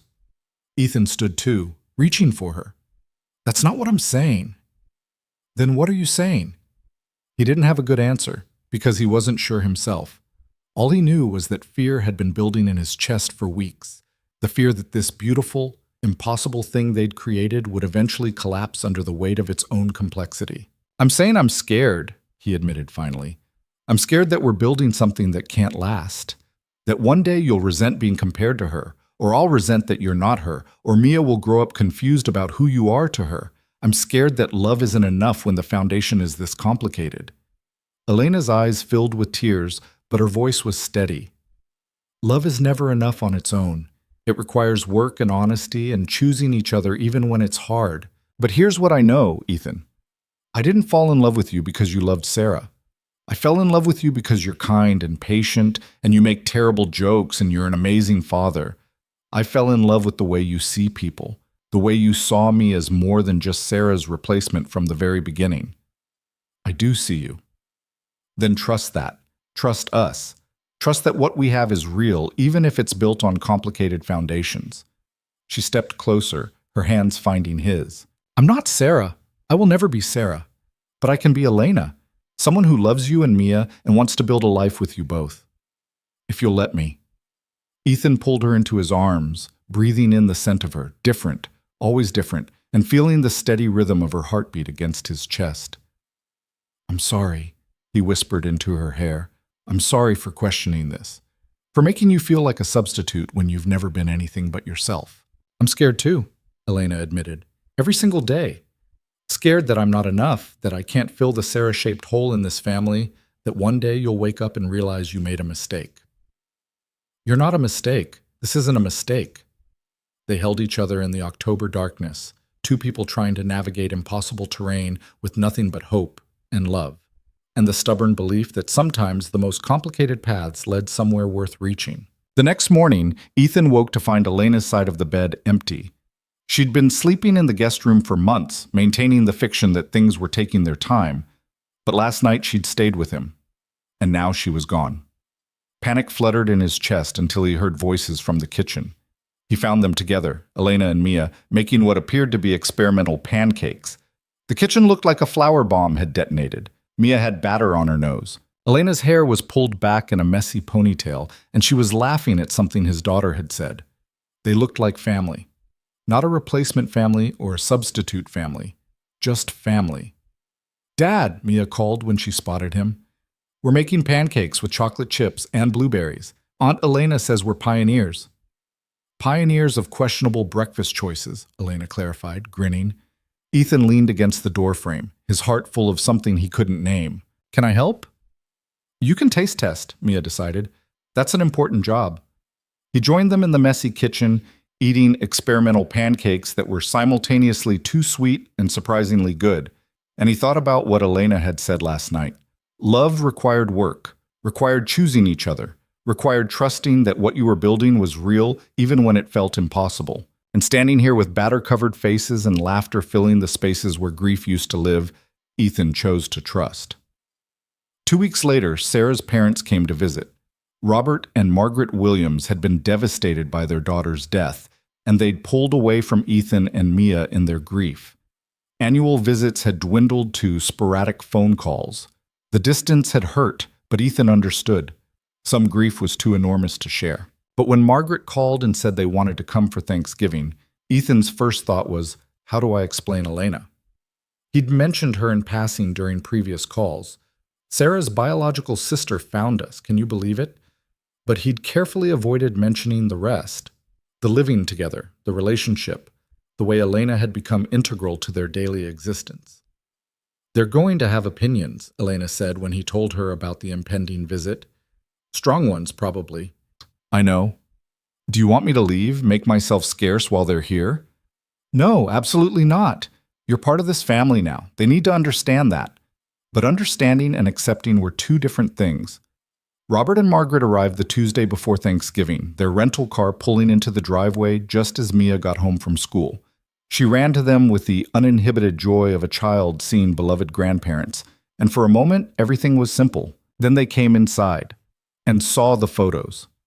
Elena had been careful about not inserting herself into Sarah's memorial spaces. The photos on the walls were still of Sarah, still of their family as it had been. But there were new photos too, recent ones of Elena and Mia, of all three of them together at the museum or the park, or just around the house. Margaret stopped in front of one particular image. Elena and Mia at the beach, both of them mid-laugh, looking so similar it was startling. "Ethan," Margaret said slowly, her voice carefully neutral. "Can we talk?" They sat in the living room, Ethan, Robert, and Margaret, while Mia showed Elena her room upstairs. Ethan could hear his daughter's excited chatter through the ceiling, oblivious to the tension below. "She looks exactly like Sarah," Margaret said without preamble. "She's Sarah's identical twin. They were separated at birth." "Yes, you mentioned that on the phone. What you didn't mention was that she's apparently living here." Margaret's eyes were sharp, assessing. "What exactly is going on, Ethan?" He'd prepared for this conversation, rehearsed various explanations, but sitting here under Margaret's maternal scrutiny, all his careful words evaporated. "Elena is part of our lives now. She and Mia have bonded. She helps with childcare, with the house. She's become family." "Family," Robert repeated, his voice neutral. "What kind of family?" "The complicated kind." Margaret's expression hardened. "Are you romantically involved with your dead wife's twin sister?" The bluntness of the question hit like a slap. "Yes," Ethan said quietly. "I am." The silence that followed was crushing. Margaret stood abruptly, walking to the window with her arms crossed. Robert remained seated, his face unreadable. "How could you?" Margaret's voice shook. "Sarah hasn't even been gone 6 years, and you're already replacing her with a woman who looks exactly like her? What are you thinking?" "I'm not replacing her." "Then what would you call it? Because from where I'm standing, it looks like you couldn't let go of my daughter, so you found the next best thing." Margaret turned, and there were tears on her face. "Do you have any idea how disturbing this is? How wrong?" "Margaret," Robert said quietly, "let him explain." "Explain what? That he's using this poor woman as a Sarah substitute? That he's confusing Mia about who her mother was? That he's turned our daughter's memory into this twisted situation?" Ethan's own anger flared. "Sarah wanted me to move on. She made me promise not to stop living. She didn't mean with her identical twin sister. She didn't know she had a twin sister. None of us did. But if Sarah were here, she'd be thrilled that Elena found us. She spent her whole life looking for her biological family, and Elena's been doing the same thing. This is exactly what Sarah would have wanted, for Mia to know her aunt, for us to have more family, for me to find happiness again." "Happiness," Margaret repeated bitterly. "Is that what you call this?" "Yes, I call it happiness, and healing, and building something new from the pieces of what we lost." Ethan stood, meeting Margaret's eyes directly. "I loved your daughter, with everything I had. Her death nearly destroyed me. I spent 5 years just surviving, just trying to be a good enough father to Mia while drowning in grief. And then Elena showed up. And slowly, so slowly, things started to feel possible again. Not the same. Never the same. But possible." "She has Sarah's face," Margaret whispered. "She does. And at first that was all I could see. But Elena isn't Sarah. She's her own person, quieter, more careful, different in 100 ways that matter. I'm not trying to resurrect Sarah through her. I'm trying to build something new with someone who understands loss the way I do." Robert finally spoke, his voice measured. "Does Mia understand what's happening?" "We've talked to her about it, age-appropriately. She knows Elena is her aunt. She knows we care about each other. She seems okay with it." "Seems okay?" Margaret's voice rose. "She's 7 years old, Ethan. She doesn't have the capacity to understand how messed up this is." "Well, what's messed up is that you're judging something you don't understand. Elena has been nothing but good for Mia, for both of us. She's patient and kind, and she loves Mia like what? Like she's her own daughter? Like she can just step into Sarah's shoes? Like she's her niece," Ethan said firmly. "Like she's a little girl who lost her mother too young and deserves to have more people who love her." Footsteps on the stairs interrupted them. Elena appeared, Mia's hand in hers, both of them sensing the tension but not understanding its source. Margaret stared at Elena, and Ethan watched his mother-in-law's face crumple. Because seeing Elena in person, not just in photos, was different. The resemblance was devastating. "I'm sorry," Elena said quietly. I know this must be difficult for you. Difficult doesn't begin to cover it. Margaret's voice broke. You look exactly like my daughter. Exactly. And you're here in her house, with her family, living the life she should have had. I know, and I'm sorry. I wish I'd found her sooner. I wish I'd had the chance to know her, but I can't change the past. All I can do is try to be someone positive in Mia's life now. By sleeping with her father? Mia's eyes went wide. Ethan moved quickly. Mia, why don't you go play in your room for a bit? But now please. Mia left reluctantly, glancing back at the adults with worried eyes. Once she was gone, Elena spoke again, her voice steady despite the tears on her face. I'm not trying to replace Sarah. I could never replace her. She was Mia's mother, Ethan's wife, your daughter. That's sacred. But I'm also a real person with real feelings, and I didn't ask to look like her any more than she asked to die young. All I wanted was to find my biological family, to understand where I came from, and I found them too late. Her voice broke. But I found Ethan and Mia, and they gave me something I'd been searching for my entire life, a sense of belonging. Is it complicated? Yes. Is it unconventional? Absolutely. But it's also real, and I love them both more than I can express. Margaret wiped her eyes roughly. This is wrong. I'm sorry, but it's wrong. Then we'll have to agree to disagree, Ethan said quietly. Because Elena is in our lives now. That's not changing. You can either accept it and be part of Mia's life, or you can stay away. But I won't apologize for finding something good in the wreckage of losing Sarah. Robert stood slowly, placing a hand on his wife's shoulder. Margaret, let's go back to the hotel. Give everyone some space. Robert, please. They left without another word, the door closing behind them with devastating finality. Elena collapsed onto the couch, her head in her hands. I'm so sorry, she whispered. I should have left. Should have made this easier. Ethan sat beside her, pulling her close. You have nothing to apologize for. They hate me. They think I'm some kind of replacement. They're grieving. They see Sarah's face and it brings everything back. Give them time. What if they don't come around? What if they cut you and Mia out of their lives because of me? Then they're making a choice, and we'll deal with it, together. They sat in the quiet house, holding each other, while upstairs Mia probably listened through the floorboards, trying to understand why the adults in her life kept making everything so complicated. Margaret and Robert didn't come for Thanksgiving dinner.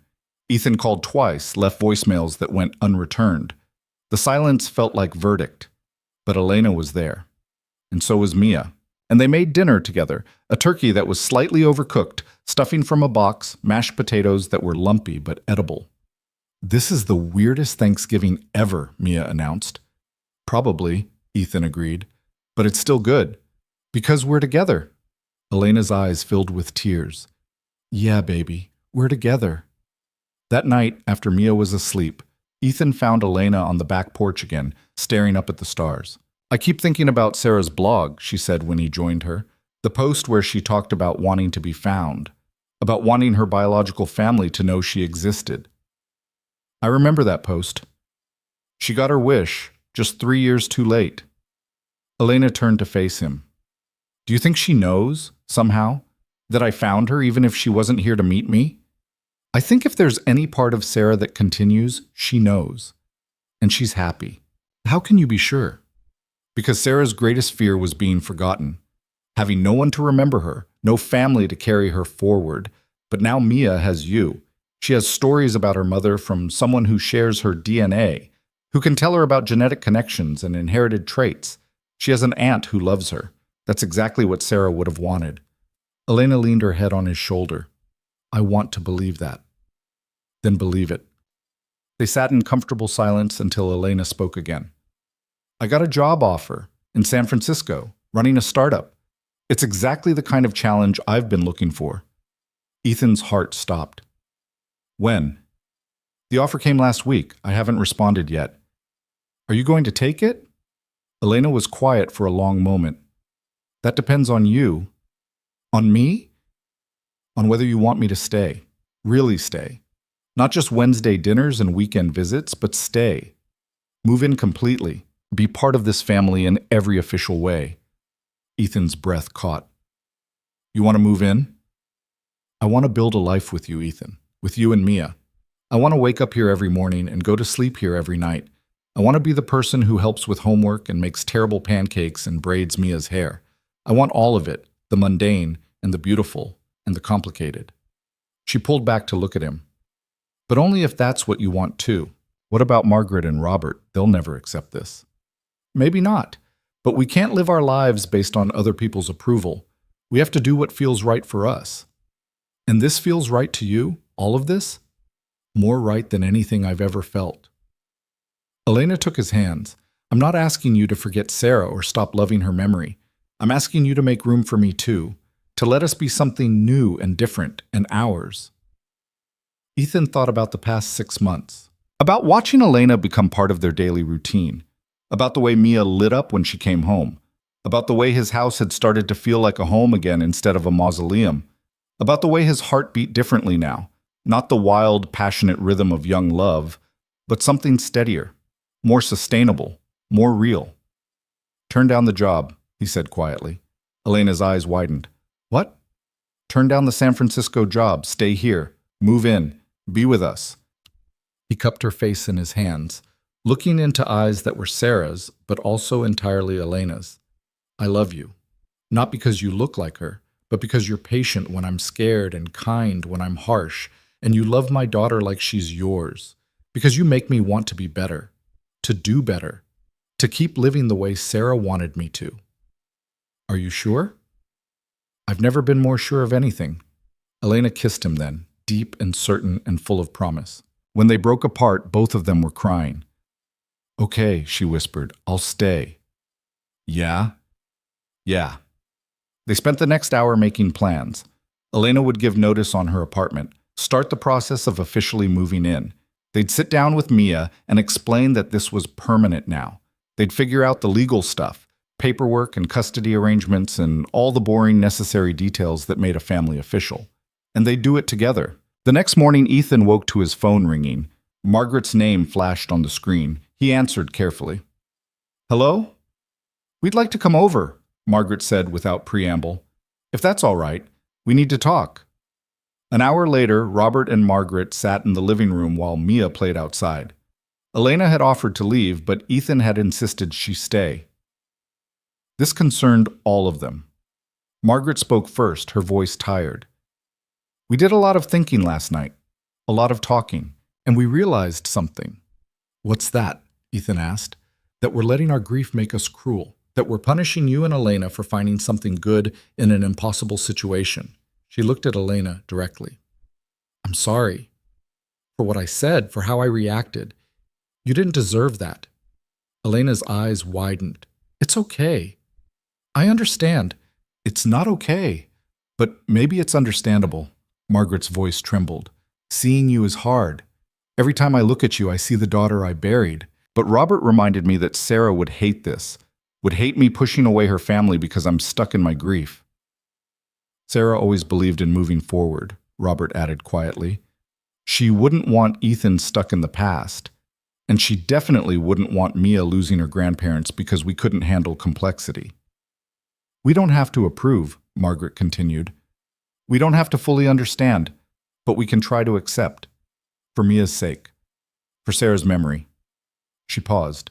And maybe, eventually, for your sake too. Ethan felt his throat close. Thank you. That means everything.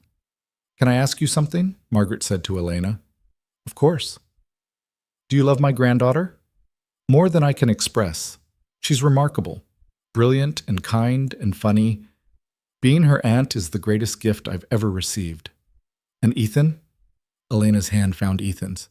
I love him too. I know it's complicated. I know it looks strange from the outside, but it's real and it's honest and it's built on more than just resemblance. Margaret nodded slowly. Then I suppose that will have to be enough. She stood, crossing to Elena. For a moment, she just stared, and Ethan saw the pain in her eyes, the agony of seeing her daughter's face on a stranger. Then Margaret hugged her. It was brief and awkward, but it was real. Take care of them, Margaret whispered. Take care of my family. I will, Elena promised. I swear I will. When they left 20 minutes later, the atmosphere had shifted. Not to easy acceptance, that would take time, but to tentative peace. Ethan found Elena standing at the kitchen window, watching Mia chase butterflies in the backyard. "You okay?" he asked. "Better than okay. That was—" She shook her head. "I never thought they'd come around." Margaret loved Sarah more than anything, but she loves Mia too, and she understands what Sarah would have wanted. What did Sarah want? Ethan wrapped his arms around Elena from behind, resting his chin on her shoulder. "For us to keep living, to find joy, to build something meaningful from the pieces." He paused. "I think we're doing that." "Yeah," Elena said softly. "I think we are." 6 months later, on a spring afternoon that smelled like rain and possibility, they gathered in the backyard for a small ceremony. Not a wedding. They'd decided that felt too complicated, too weighted with expectations. But a commitment ceremony. A way of declaring to the people who mattered that they were choosing each other, choosing this family, choosing to build something new. Mia stood between them in a yellow dress she'd picked out herself, holding a bouquet of wildflowers. Margaret and Robert sat in the front row, their expressions bittersweet but present. A handful of close friends filled the other chairs. The officiant, a friend from Ethan's college days, spoke about unconventional love and chosen family and the courage it took to build something new from grief's ruins. "Ethan and Elena's story isn't traditional," he said, "but the best stories rarely are. What matters is that they found each other when they both needed finding, that they chose to build something real despite all the reasons they could have walked away, that they're creating a family defined not by convention, but by love." Elena's vows were simple. "I promise to love you and Mia with everything I have, to honor Sarah's memory while building our own future, to be patient with the complicated parts and celebrate the beautiful ones, to be your partner in all the ways that matter." Ethan's voice shook as he spoke. "I promise to see you as you are, not as an echo of someone else. To choose you every day, even when it's hard. To build a life with you that honors where we've been while moving toward where we want to go." Mia had insisted on saying something too. She stood on a small stool between them, her voice clear and certain. "I promise to be a good daughter and a good niece and to not complain too much when you tell me to clean my room. And I promise to remember Mom, but also love Aunt Elena. Because you can do both." Out of the mouths of children, they exchanged rings, simple bands that caught the afternoon light. When the officiant pronounced them partners in life, Ethan kissed Elena gently, and Mia made exaggerated gagging sounds that made everyone laugh. At the reception afterward, just dinner in their backyard under string lights, Margaret approached Elena. "Sarah would have loved this," she said quietly. "The flowers, the simplicity, the fact that Mia's at the center of it all." "You think so?" "I know so. My daughter had terrible taste in fancy things, but excellent taste in what mattered." Margaret paused. "Thank you for loving them, for being here. Thank you for letting me." They stood together watching Ethan dance with Mia to music playing from someone's phone, both of them laughing as he spun her in circles. "You know what's strange?" Margaret said. "I can look at you now and see the differences. The way you smile more carefully than Sarah did. The way you think before you speak. You're not her, and I'm glad." Elena looked at her in surprise. "You are." "Sarah was my daughter, and I'll love her until I die. But you're your own person, and Ethan needs someone who can be fully present, not haunted by who she used to be. You give him that." "I try." "You succeed." As the evening settled into comfortable celebration, Ethan found Elena standing at the edge of the yard, looking up at the stars. "Hey, wife," he said, testing out the word. She turned, smiling. "We're not technically married." "Close enough." "Hey, life partner." "Better." She pulled him close. "Are you happy?" "Terrified and happy. Is that allowed?" "I think that's called being human." They stood together in the spring darkness, surrounded by the sounds of their family. Mia's laughter, Margaret's voice, music drifting on the breeze. "I keep thinking about the day I walked into that conference room," Ethan said quietly. "About how my entire world stopped when I saw your face. Mine too. If someone had told me then that we'd end up here, that I'd fall in love with you, that you'd become Mia's aunt and my partner and part of this family, I never would have believed them." "Why not?" because it seemed impossible, too complicated, too weighted with grief to ever become something good. Elena turned in his arms, her hands finding his face. And now? Now I think grief and love aren't opposites. They're companions. You can hold both. You can miss someone desperately while also building something new with someone else. The heart's bigger than we give it credit for. Sarah taught you that. Sarah taught me a lot of things, but you taught me how to live them. Ethan kissed her forehead. Thank you for finding us, for staying, for being exactly who you are. Thank you for letting me, for seeing me as more than just her shadow. They stood there until Mia ran over, demanding that both of them come dance.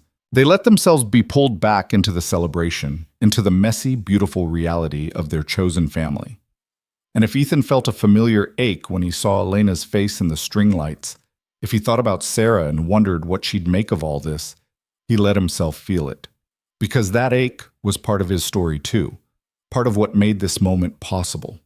Life didn't erase grief. It made room alongside it. And sometimes, if you were very lucky, it gave you unexpected gifts in the spaces loss had carved out. As the night wore on and guests began to leave, Mia fell asleep on the couch, exhausted from dancing.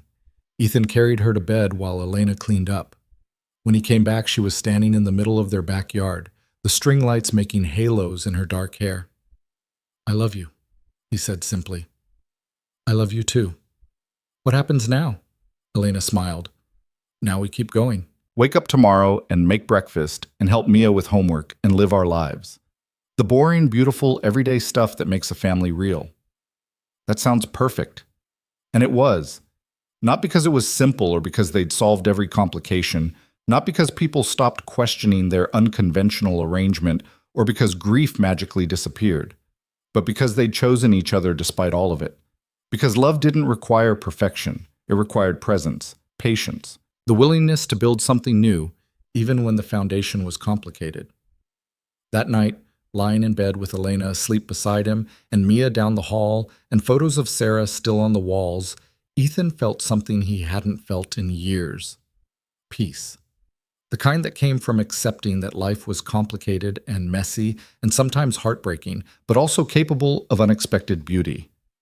Sarah was gone. That truth would never change, would never stop hurting in quiet moments. But Elena was here, and Mia was here, and they were building something real from the wreckage of what had been lost. That was enough, more than enough. It was everything.